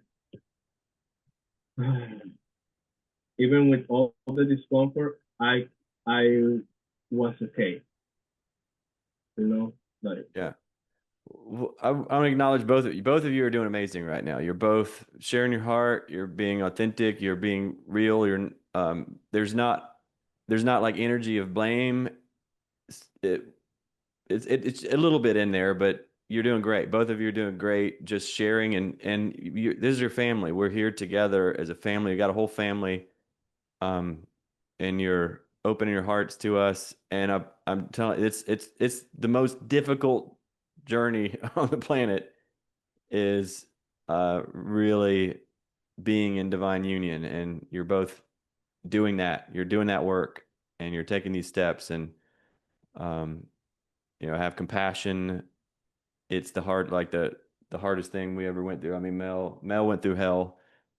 I went through walling myself off to protect myself from her hell, and I used God to do it. That's what I was coming up. Like leave God out of it for a little while, instead of using him as a crutch to block yourself from connecting with the other, to protect yourself from the other. We're gonna leave God out of this, and this is me and you, and let's not protect ourselves from each other anymore, and let's just be with each other. Let's not make any decisions about what we're gonna do, where we're gonna go. Let's just meet each other, is what's coming up for me. Anything coming up for you? Just from a different angle, I love all that. Stand right there with you. And then from a different angle, just seeing, myself, my journey totally in your share. And what we appreciate. So just reminding just watering seeds that you already have. What we appreciates. And it was really nice when I died and and like we're doing a new thing and I'm coming back into form now. And the new creation that I don't yet believe fully is here, but I really want her to believe or I really want her to be here. I really want to believe that I'm a new creation. And so just speaking life is where I'm getting to. So speaking life. And so I can see where, like, for example, Phoenix, I can see where you could, and I'm willing to be completely off here because it might feel like it might seem like I'm taking a different path than what you're saying, but you know what I love about you, David, is that you're a man that always checks in with God before we do the thing. That's what I know about you. I can count on that you've already done this, and that it makes me feel so XYZ because I know that you're doing that and just appreciating that and growing that. And because for so long we don't see them as that. And so there's going to come a time when we're going to shift that and it's going to be hard. But what we appreciate appreciates, it does grow, and it's doing something inside of that other person. It's allowing them to forgive themselves too. And I'm just gonna pause right there. That's what I saw that was coming up though. And it's really hard because you're seeing who they're growing into. You're just anchoring into that, and you're assisting in helping close that gap. I know that's all be true. Thank you. Thank you. I want to go ahead and just we're going to keep going as long as we need, as long as it takes. But I want a commitment because an hour and a half is now. So somebody, Chad, might be watching this recording, so I'm going to let him know. And anybody who's here, like, so our homework, you're going to have another form that with your questionnaire that you'll be answering, and then doing the same thing we've been doing with share it with your accountability group. I got a couple other things that will be in there, some practice things that you're going to be doing with your people, but I'll just put it all in there. So yeah, just make sure you'll see that. You'll see all the homework in there, but make sure you get that done. And I want to do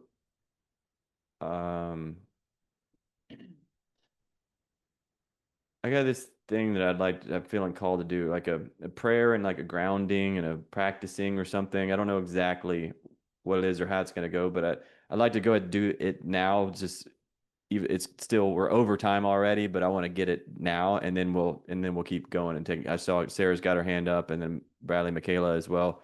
So we'll come back around to that, but I want to do this thing that's feel inside of me. I don't exactly know what it is, but I feel like it's important right now. It's like a grounding and a practicing. Give you some elbow space. Okay.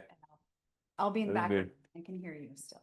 Well, if we need her, she'll come on back in here. But thank you, Booty. All right, so yeah, it's like a grounding, because again, this is all about regulating our nervous system. Do the wrong thing so long the right thing feels wrong.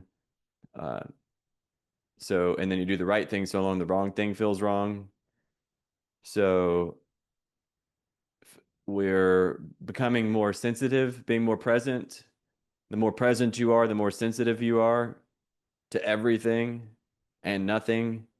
You'll be able to sense your fight, flight, or freeze. You'll be able to the register will be more sensitive, like if you got your mouse and you make it where it's super sensitive, where you just barely touch it and it shoots all the way across the whole screen. That's like we're moving it, because we're getting to the end of the illusion of time. Creators waking up. So like our thoughts are manifesting faster, our feelings are manifesting faster. So it's but let's do it by choice. Let's become more present, more sensitive by choice, because we don't want to be sensitive, because in the past when we're sensitive, it hurts. Like, so I just want to block myself from being sensitive. I want to distance myself from sensing things, because the things I'm sensing suck. But now we're going to heighten our sensitivity to the things that we once thought sucked, but we begin responding to them versus reacting to them. So let's what we're gonna do, let's I'm gonna play some music. I don't know exactly what's gonna happen, but I'm just feeling it. So let's just close our eyes. And take a deep breath in. Hold it. And then breathe out. We're just grounding ourselves, getting more present, more peaceful, regulated. I don't know. We're probably going to go on a journey to experience different aspects of our nervous system. I don't know exactly what's going to happen, but that's just currently right now regulating our nervous system. So let's breathe in for 4.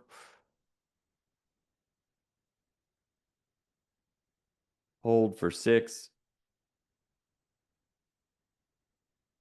Breathe out for 8.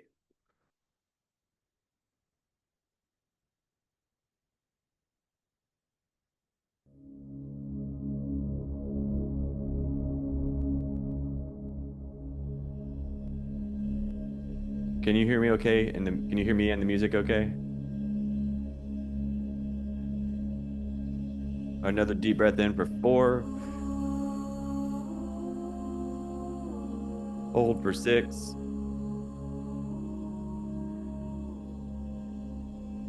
Out for 8.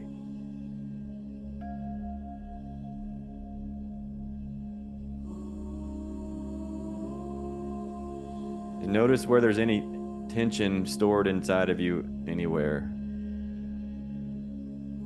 And just become aware of that. Just find it. Just see, look, or you don't have to find it, just let it show itself to you. You're being present. You're being sensitive. Any sort of tension that's being held in you.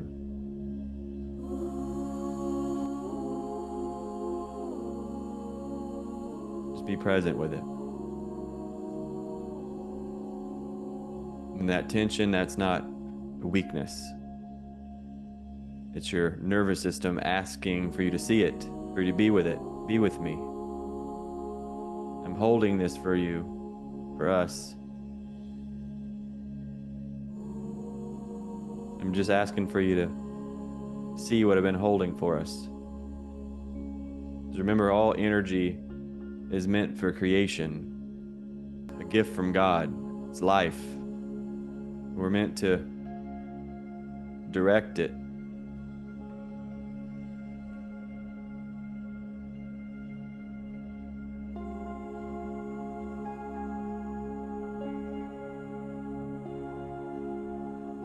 First, we thank you, God, for this energy. We repent for stacking it away, distancing ourselves from it because we didn't think we were big enough to deal with it.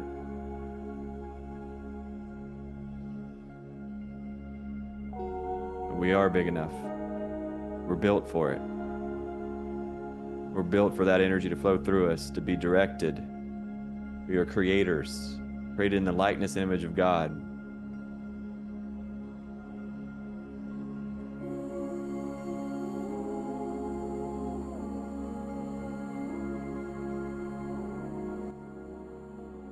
Take another deep breath in, kind of 4 count.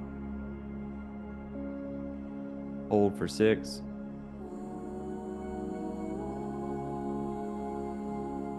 Out for 8.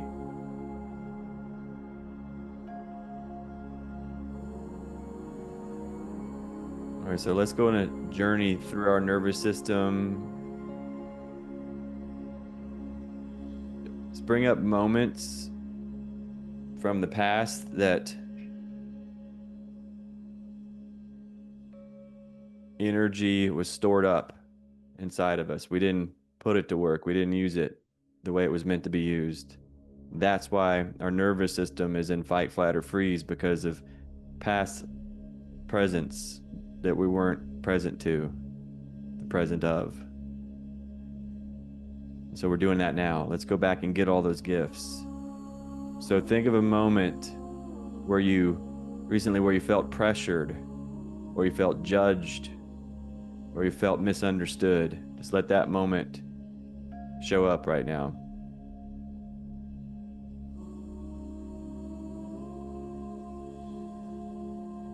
And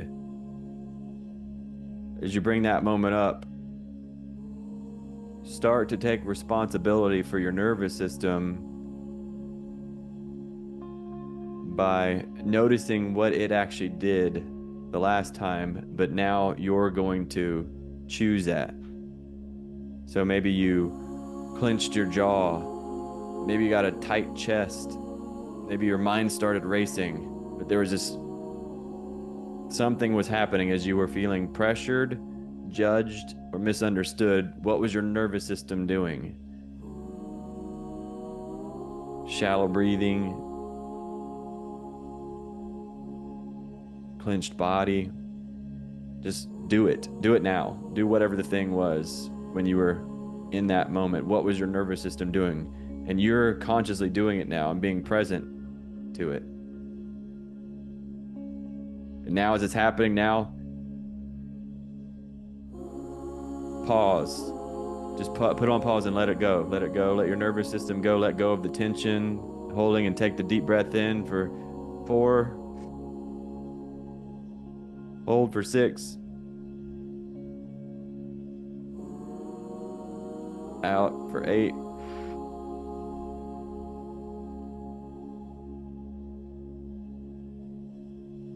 And now notice your nervous system as the energy is flowing freely. There's no more resistance. There's no more blockages. It's just flowing in and letting it stay in you. You feel the air in your lungs and you're holding it in you. And that's not a bad thing. To be present with that air that's in your lungs, and then breathe it out slowly.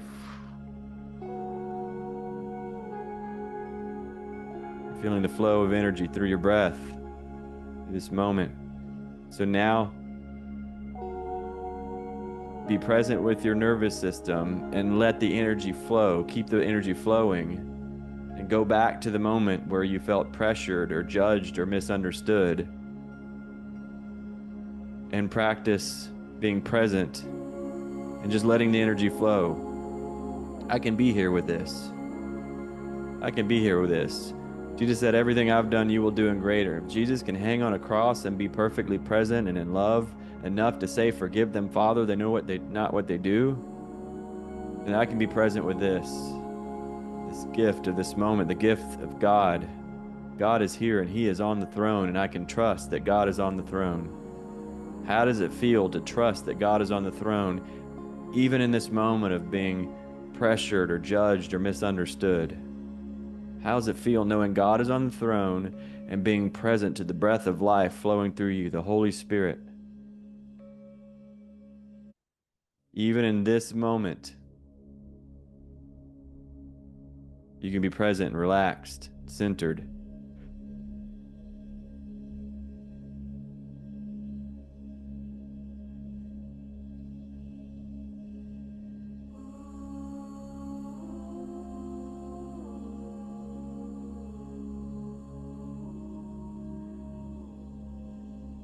And within your mind and in your heart, not out loud, within you, just say, I am safe. And as you say that inside of yourself, let that flow through you. See where it goes. Let it go into those places of tension. Like inside of your mind, inside of your heart, inside of your soul, just say it again, I am safe.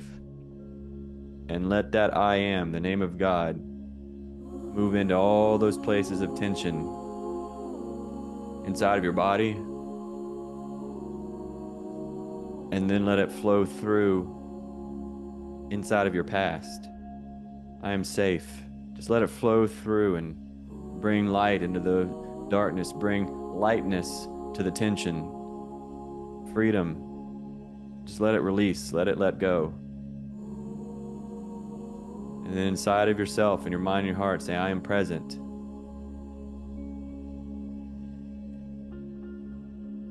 And let that I am move through you. Let it go where it wants to go inside of your body.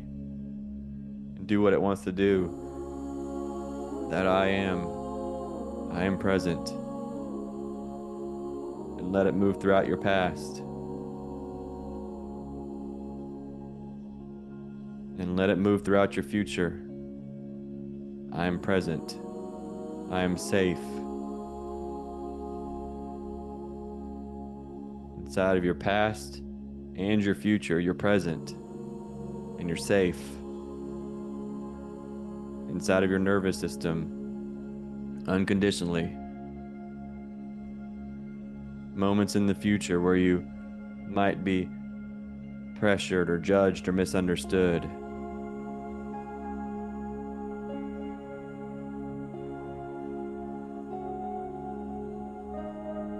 I am safe.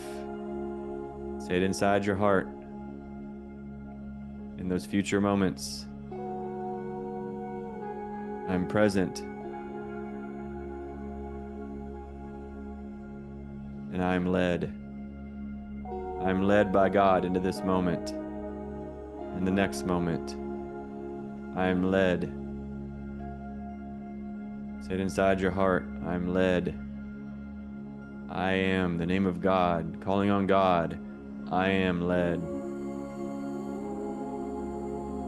Being led by God.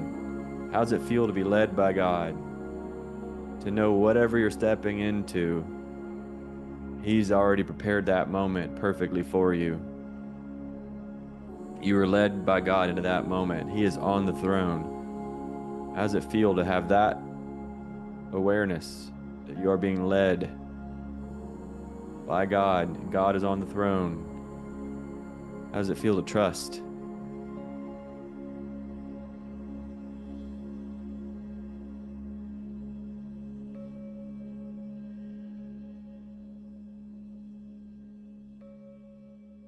Take another deep breath in for 4.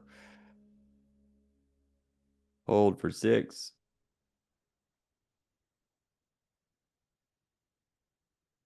And release for 8.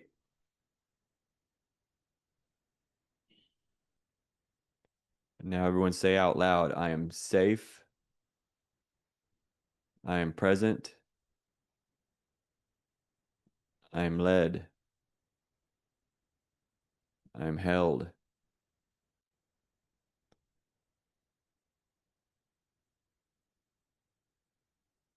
Okay, now let's take some shares about what shifted, what came up as you practiced now. You practiced presence, you practiced truth, safety, trust. You're leading your nervous system. You're led by God. Now you can lead your nervous system because great leaders are great followers because you're led, you're following, and because you're such a great follower, you're such a great leader. And the first thing to lead is your nervous system. Follow God. Jesus is the Prince of Peace. He brings peace that transcends all understanding.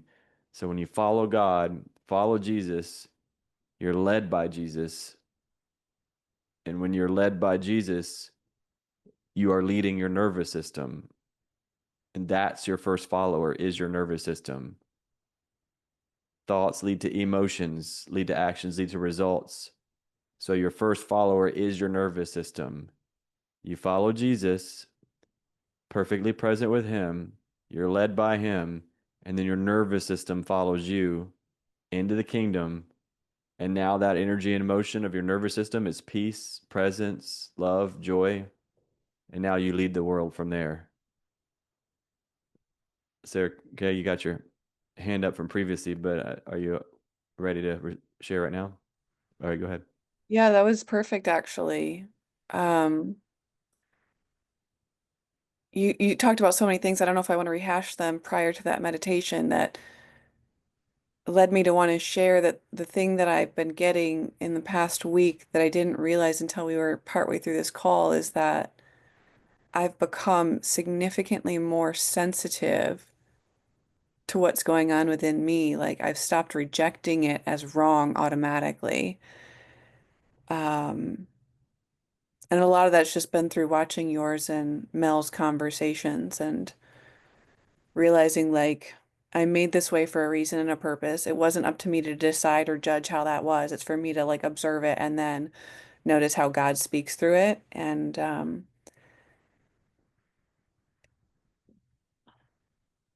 I saw myself in the control mom story. I was like, oh yeah, that's where I learned it. And then the meditation just really locked it in for me at a emotional I feel like you just rewired my neural pathways, and I'm just really, really grateful. I felt fully immersed. So thank you. You're welcome. Let's go. Well, I was just being led by God. I didn't even know what was going to happen there. So It was perfect for me. great job. You're Thank welcome. Dennis and Sarah. I see Sarah's feeling fully.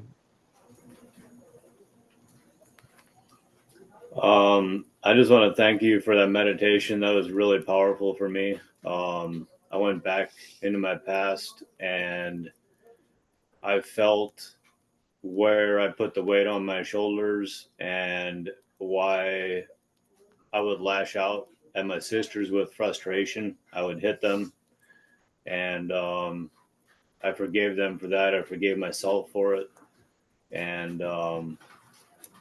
yeah, it took me on a really powerful journey of forgiveness and acceptance and gratitude for the journey. So thank you. Nice. You're welcome. And I'll put this recording up to where you can go back and listen to that anytime you want. And maybe I'll even edit it out. I'll cut that meditation out and I'll post that specifically for you all as well. And again, if y'all have, for everybody, if you haven't used anybody who's in a relationship, link, I'll put their link for the relationship compass as well. So those are awesome tools. Sarah, go ahead. What's coming up for you, or what came up for you? Well, at first you had us dive into like, where is the tension? And I could feel it in my gut. And then it started to like lift up into my throat and I just started falling. And the first image that came to my mind was the last time that I saw my son. And then a moment came up where my ex was throwing things all over the house, alcohol bottles, because I poured everything out, and I was telling him that I loved him, but I wasn't doing it from a place of safety. Like my words were not congruent with how I was being in those moments. I was a really emotional, unsafe person back then. And when two or one are together, I could just see how it was just a big reflection of myself. I'm just in a repentant space of how emotionally unstable I was for my family back then. And I'm so sorry. And when you were sharing about like when it was releasing and giving it to God, there was a part of me that was still holding on to it in my throat. And I asked him to take it. And I could feel like this shift happening and joy coming back inside of me. But I can still feel this part of me like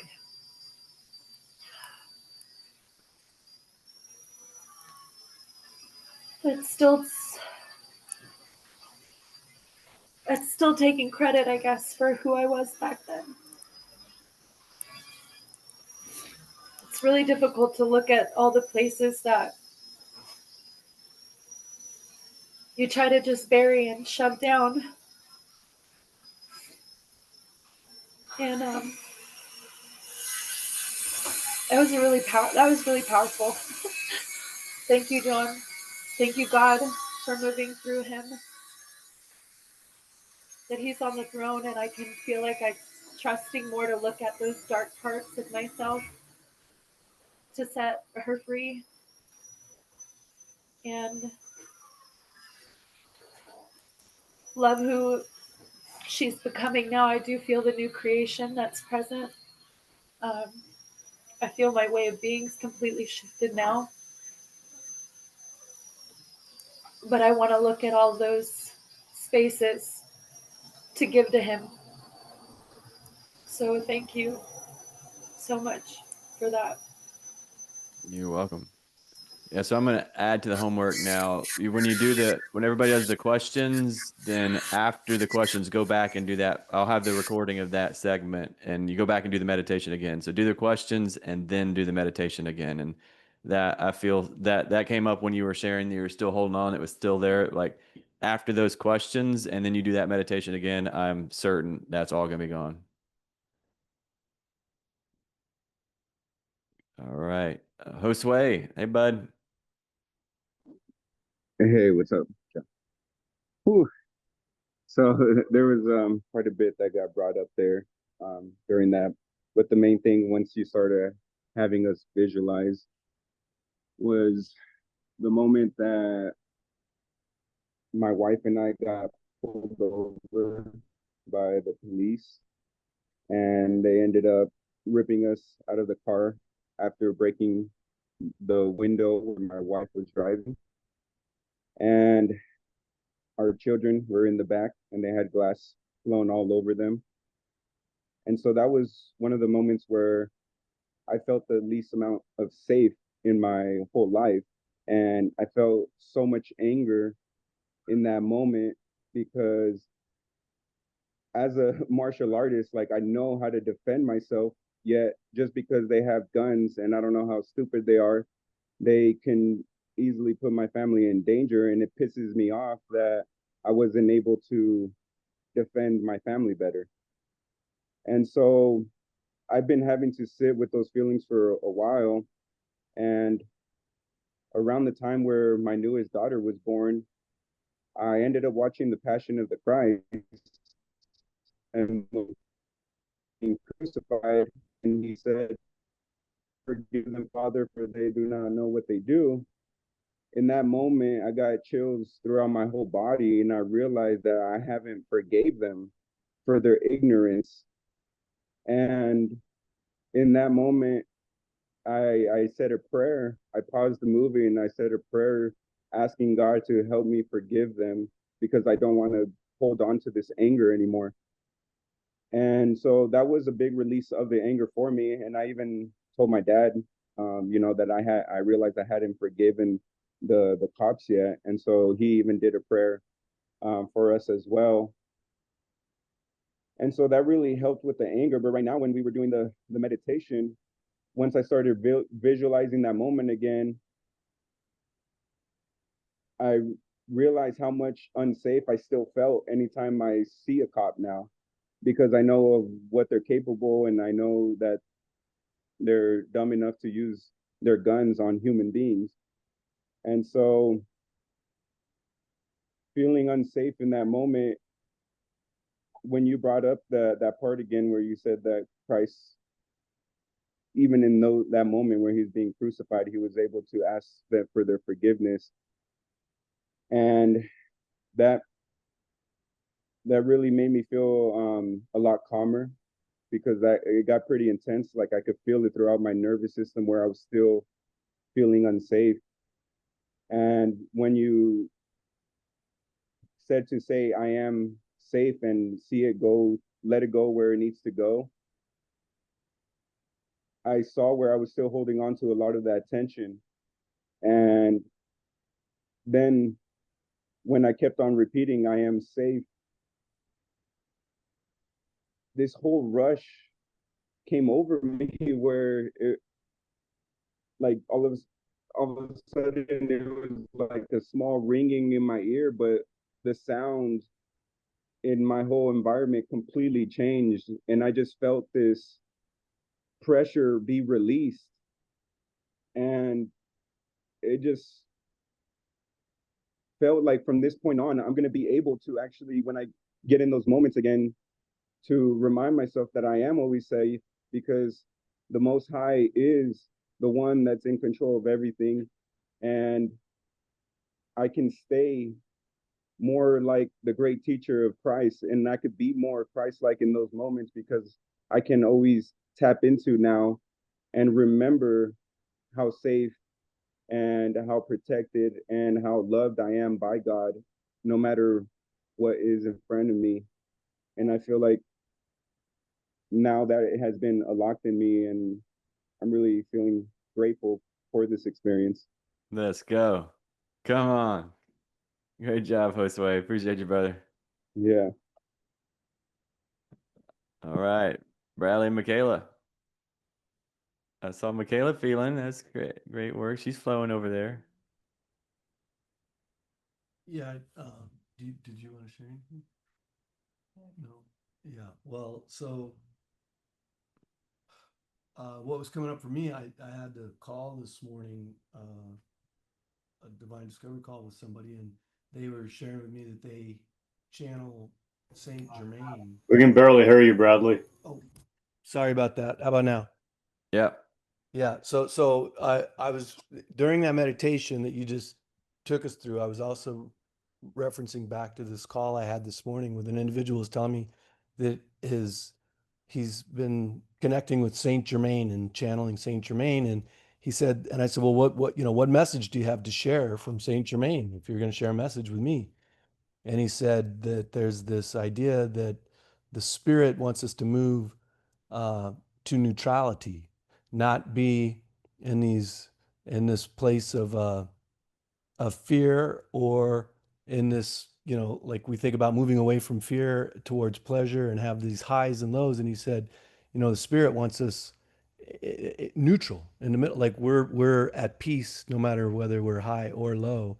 And so it felt to me like you were channeling that same thing in this meditation that you were speaking, like we're to be at peace with the circumstances. And so I'm sitting there thinking about that, and then I'm also at the same time feeling Michaela's energy beside me, which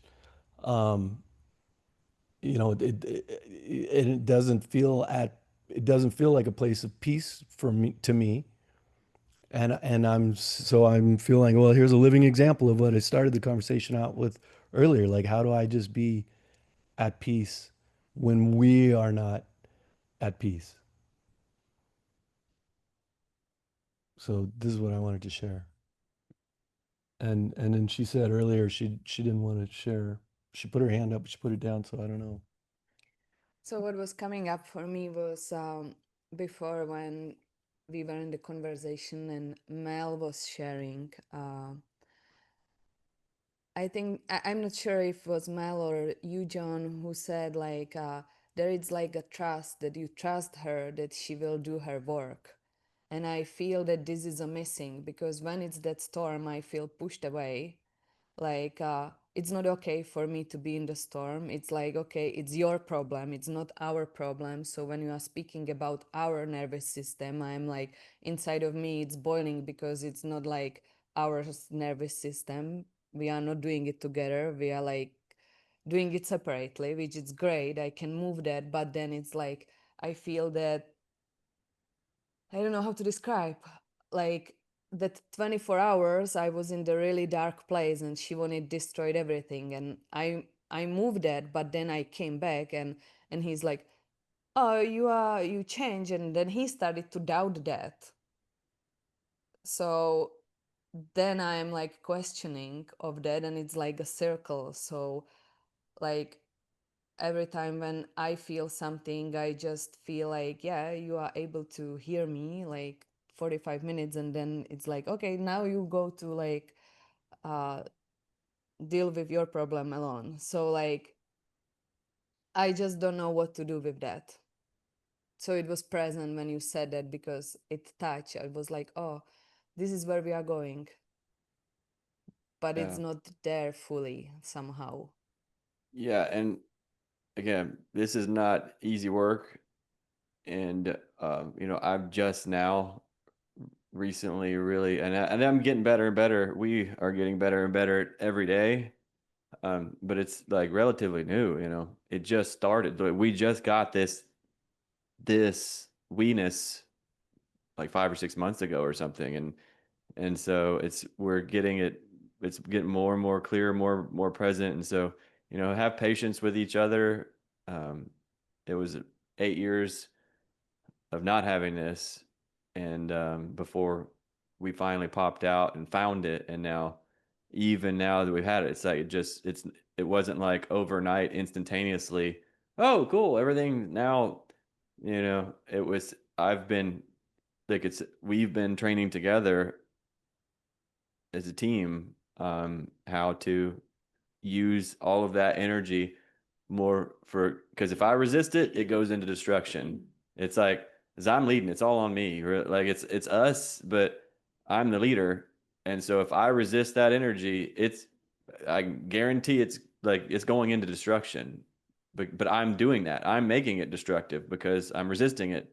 But when I receive it and I love it, it's used to create every time. It comes into life every time. And so we're just working together, dialing that in. And again, I did it outside previously, like before, just by myself with the creation, with the world. I was doing this work. But even then, like I don't know that I ever really got perfectly present and included all of the circumstance in me. It wasn't until Mel, and I saw like she wasn't going to make it. Like if I didn't do something different, she wasn't going to make it. And because she was going, the harder I tried, the more I tried, every effort that I gave to try to find some way to fix her, to make her feel better, it was having the adverse opposite effect. And I couldn't watch her suffer anymore. But I didn't know what to do. And I knew I couldn't hero her. I'm like, I know I can't hero her. That's not what to do, but there's got to be something. And, it just in that complete humility, not knowing what to do, not knowing what not to do. And just, that's when the presence came online and it finally received what she'd been telling me for 8 years. Like, I'm like, just get peaceful. But the reason she couldn't be peaceful is because there was a message that she was trying to give me, that we need to be a we like this.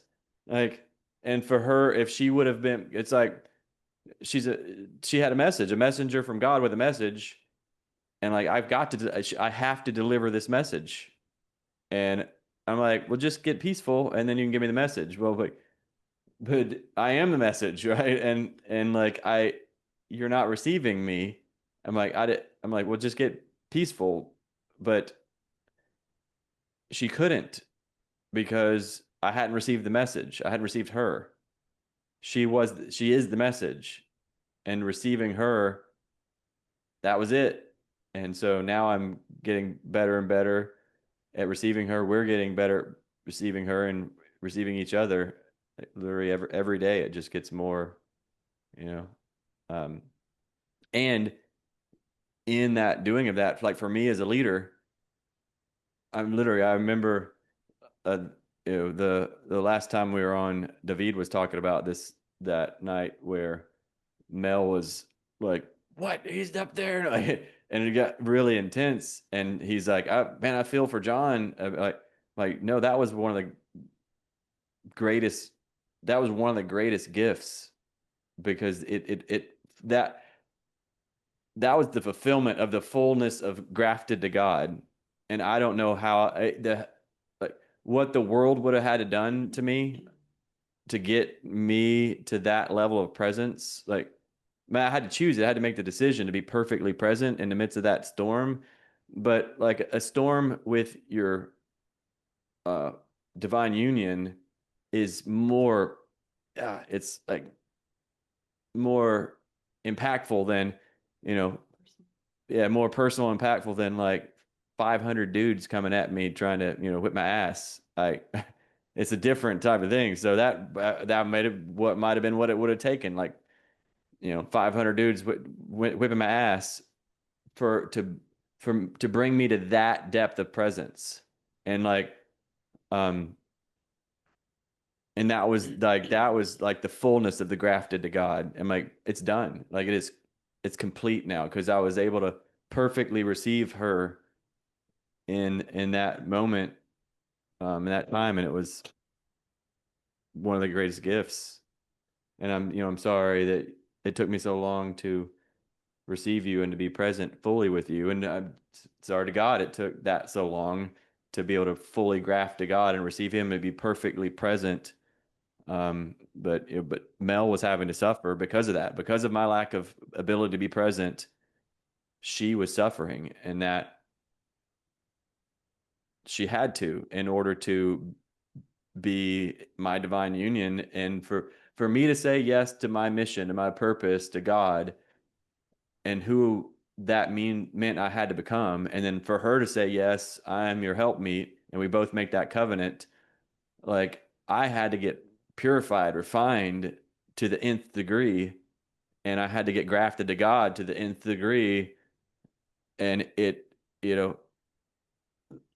I didn't, she didn't know she was saying yes to having to go to the depths of hell of suffering for me to receive that. And that's what we did that together. It was a crazy journey. Go ahead. So can you guys hear me okay? I don't want to be all up in there, but can you hear me right here? Okay. So I've known this, but it just feels like it's getting clear and relevant to share. So that was John's side. That was what he was experiencing and his purification and sharpening him and all the things. The exact same thing was happening over here. It just looked a whole lot different. It was purification. It wasn't, I had to go to hell because John, it was that too. And it was like, this was my walk. This was my purification. This was me bumping up against every single fear of being controlled, of like having no backup plan, all the things. And we could, there's a million of them. Okay. So that was my walk of purification. And it got to a point where, man, you just said it so perfect a second ago. And it was like, oh yeah, that was happening for me at the same time. But I remember creating the space. Like we literally had to get to a place. Grafted to God. Like Grafted to God yeah, is the only way. Grafted to God. So I have my grafted to God story that was happening tangentially to his grafting to God story. It wasn't working. It wasn't working. And it was like, what are we going to do? Like, I can't leave. I'm in a covenant, like a covenant. I'm all in. There's no backup. There's no other. There's no friends to God. There's nothing else. It's just this or death. That's it. So I'm up against die or something's got to give, but nothing's giving. The wall won't give. And so I had to I can't even be in the same room with this person because it's too intense. I can't be with it. It's die or this has to give. The thing wouldn't give. So I had to just remove myself. So I took some space.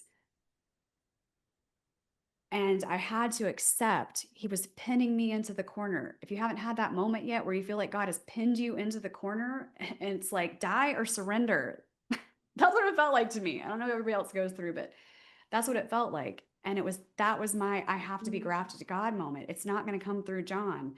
Like I had to accept he's not going to change. He's not going to hear me. He's not going to change. He's not going to do it different. I had to accept all of the things that you cannot accept. And I couldn't. So I had to create the space so that I could go to God because there was literally nothing else. You have to get pinned into the corner with God so that there's nothing else but surrender, sovereign surrender. And so that's what happened. I just gave it to him. And then he and I came back together like that. And so I just wanted to share that like that. We both had to get grafted to God, and it looked differently. We had our own personal hell that we walked through together, and that's my perspective. And thank God. Yeah, so just be compassionate with yourself, be patient. It's not easy. We were born into sin. For generations, we've been doing the wrong thing. It's not just we individually have been doing the wrong thing so long the right thing feels wrong. It's like generationally we've been doing the wrong thing so long. It's been handed down to us, so programmed into our DNA, our nervous system, doing the wrong thing so long. So it might take a minute. Just be patient with it. Y'all are doing amazing. I'm watching, like everybody here is doing incredible, extraordinary, great work, everyone. But Bradley, Michaela, y'all are doing all. I mean, Bradley, you're rising up as a king, of your thing, really out there in the world as a big time leader now with a very big message and mission. And then, of course, Michaela's going to have a gigantic energy. She has to have a gigantic energy to prepare you for, what you're saying yes to. standing up and a voice of truth in the midst of darkness. And again, that's part of the divine union. Like she prepares you for, she helps you find your fears, finds what you don't like. Yeah, find the darkness in you, find the fear in you, find the impurities in you, so the world doesn't do it. Because if you don't find it with her, you're going to find it with the world. The world's going to find it. If you don't find it with her, if you don't find what she's pointing at, the world's going to find it. And if the world finds it, it ain't going to go good. So it's a gift. I receive that. Yeah. Her energy. It's just killing what you're not. Yeah. It's like, oh no, here it comes. He's going to, she's about to attack me. No, she's attacking what you're not. And that's, and thank God she's attacking what you're not. So the world doesn't, whenever you stand up as your, with your purpose. Y'all are doing great. And just, and again, what you appreciate. So just keep watching the wins. Like when did I win? And how did I win? When did I win and how did I win? What was it? And it's literally just presence. It's just, you let God lead you. And when God leads you, then you lead your nervous system. When you lead your nervous system, then you lead the world, because your nervous system is thoughts lead to emotion, energy and motion, which leads to actions, lead to results. So the energy and motion is how we're creating.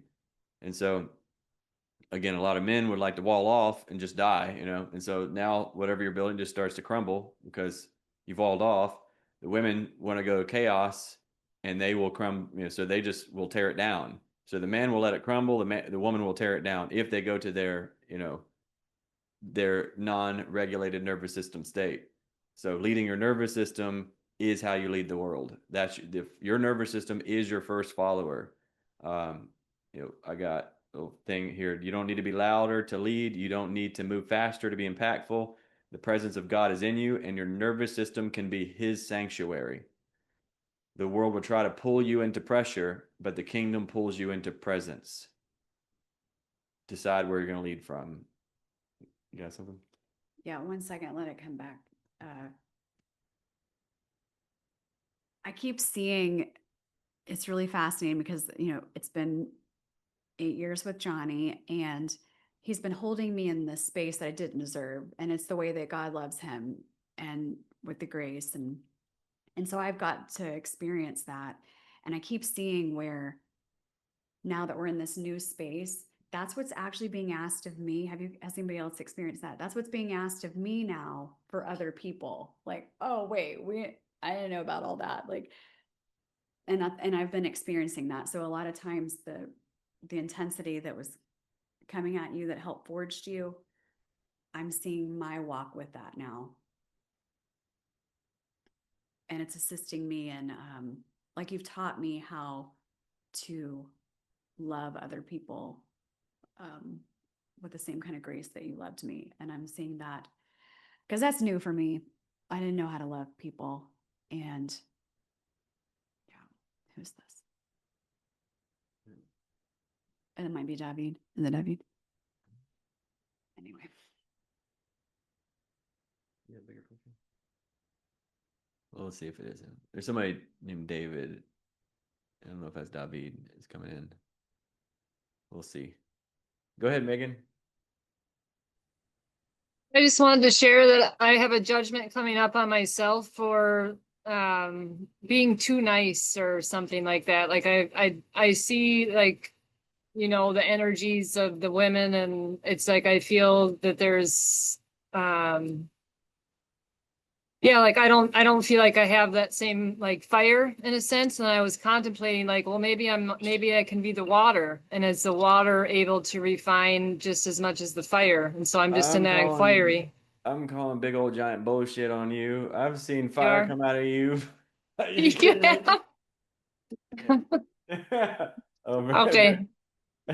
Yeah. You're being for real right now. What do you, Brandy, go ahead. Let's hear from Brandy.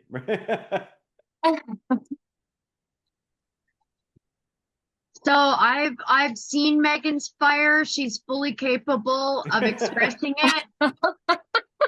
It's in there and it's repressed.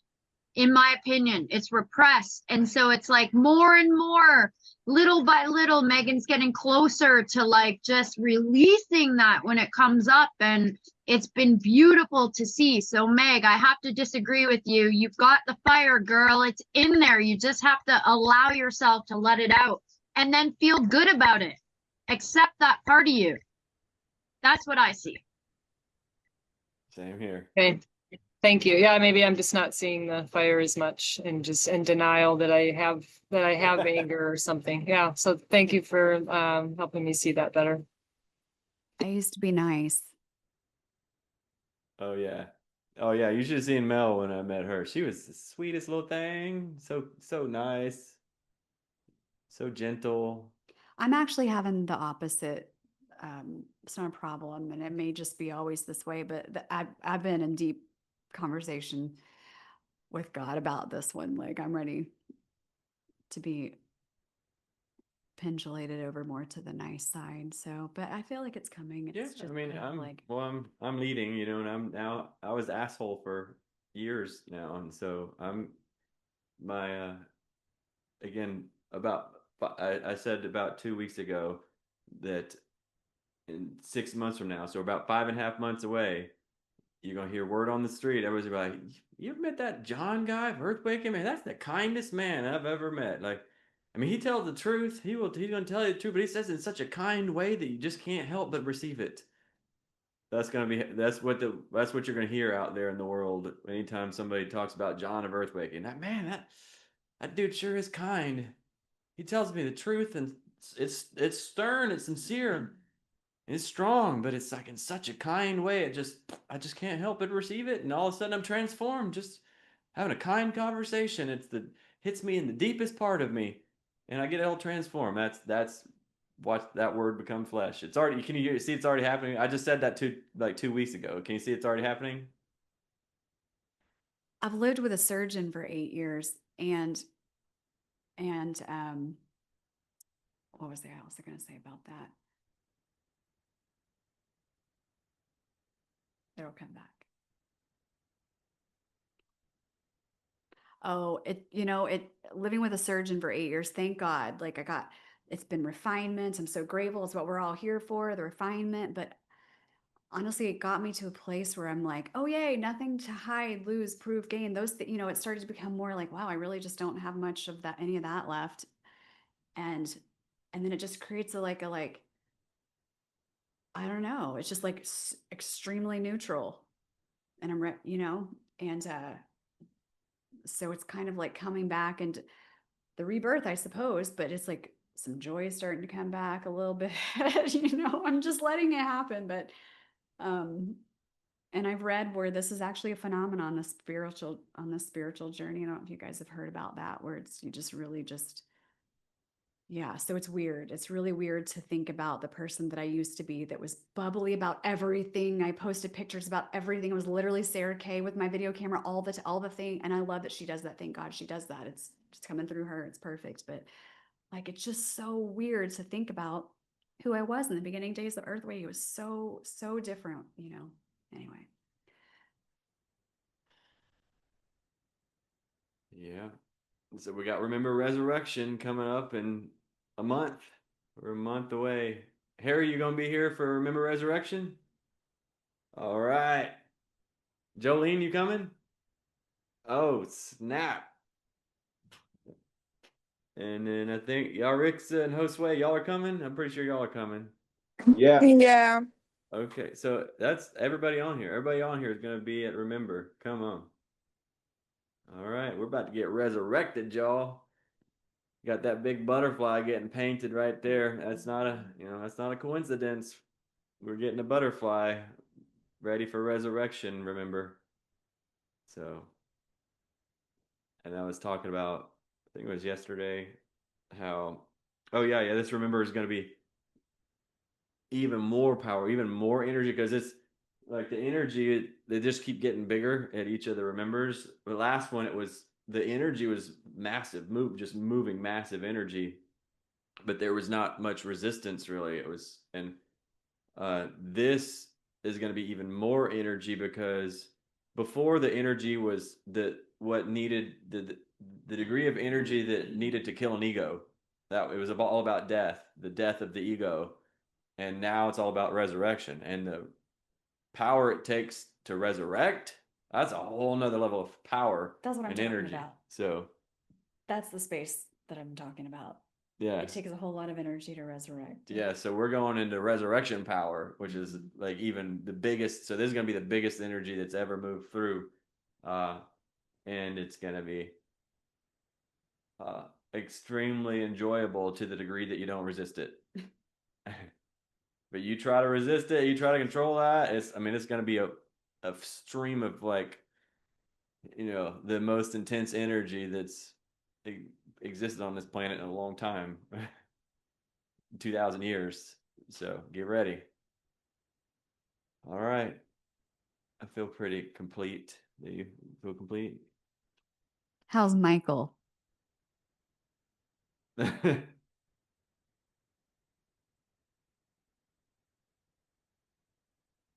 I am in a deep state of gratitude. So what this last 2 weeks brought up in me, and going over the application form for the second segment of this, it really is allowing me to look at just how much God pulled me through. I was dead and I didn't even realize it. And then waking up this morning and seeing that I received a donation into my BridgeBucks account, that was another surprise to me. And it's just, I'm just grateful. I'm very, very grateful. Right. Thank you. All right, go team. Well, y'all, again, you're going to have some more questions that will be bringing the stuff out, and then make sure you do your meditation afterwards. And then I'll have like some other things I'll put it all in the chat, but I'll give you the recording of this, plus I will chop out just that meditation, so you'll be able to do that anytime you want. But Paul, don't do it again until you do the questions first, and then do it after that, and then after that you can use the meditation as much as you want. But save it. Like, you don't want to get too all cleaned up before you do those questions, to help it find, get clarity on what the packages that the pain was contained inside of. So getting clarity on the form that your ego took, how it held, and things like that. So let all that come up and come out, and then we can let it go, and you can use that meditation as much as you like. So, all right. Well, go ahead. Dennis is here. I want to share gratitude and appreciation for the intake forms, because those questions literally awakened things that I'm like, wow.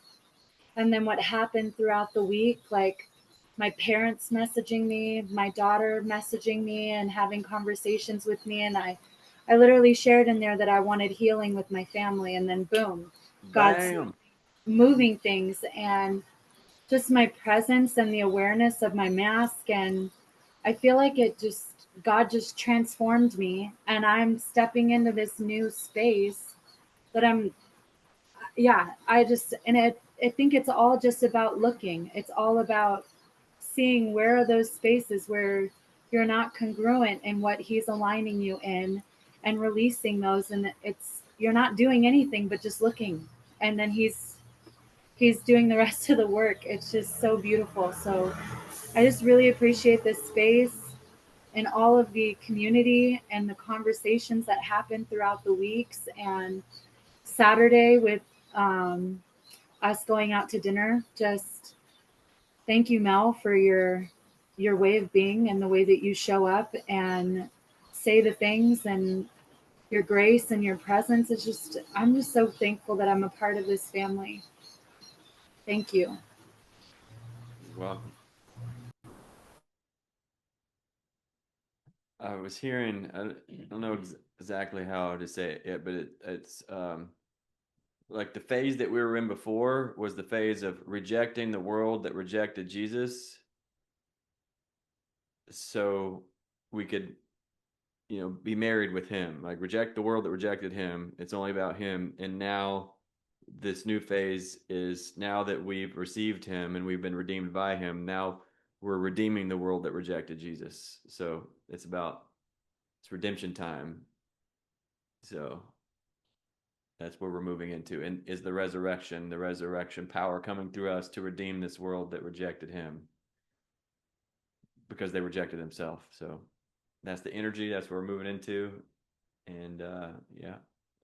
All right. Well, love you all. I appreciate you. Who you are makes a difference. The world is a much better place because you exist. Thank you for being you. Thank God for you, and thank God for us. Go Team Jesus. Kings and queens. How does it go? What's the song?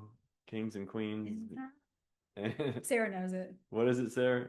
Kings and queens in Jesus' name. Jesus' name. Yeah. Kings and queens in Jesus' name. Yeah. All right. See y'all. We'll see y'all around, but also see you in a couple weeks. Oh, a couple.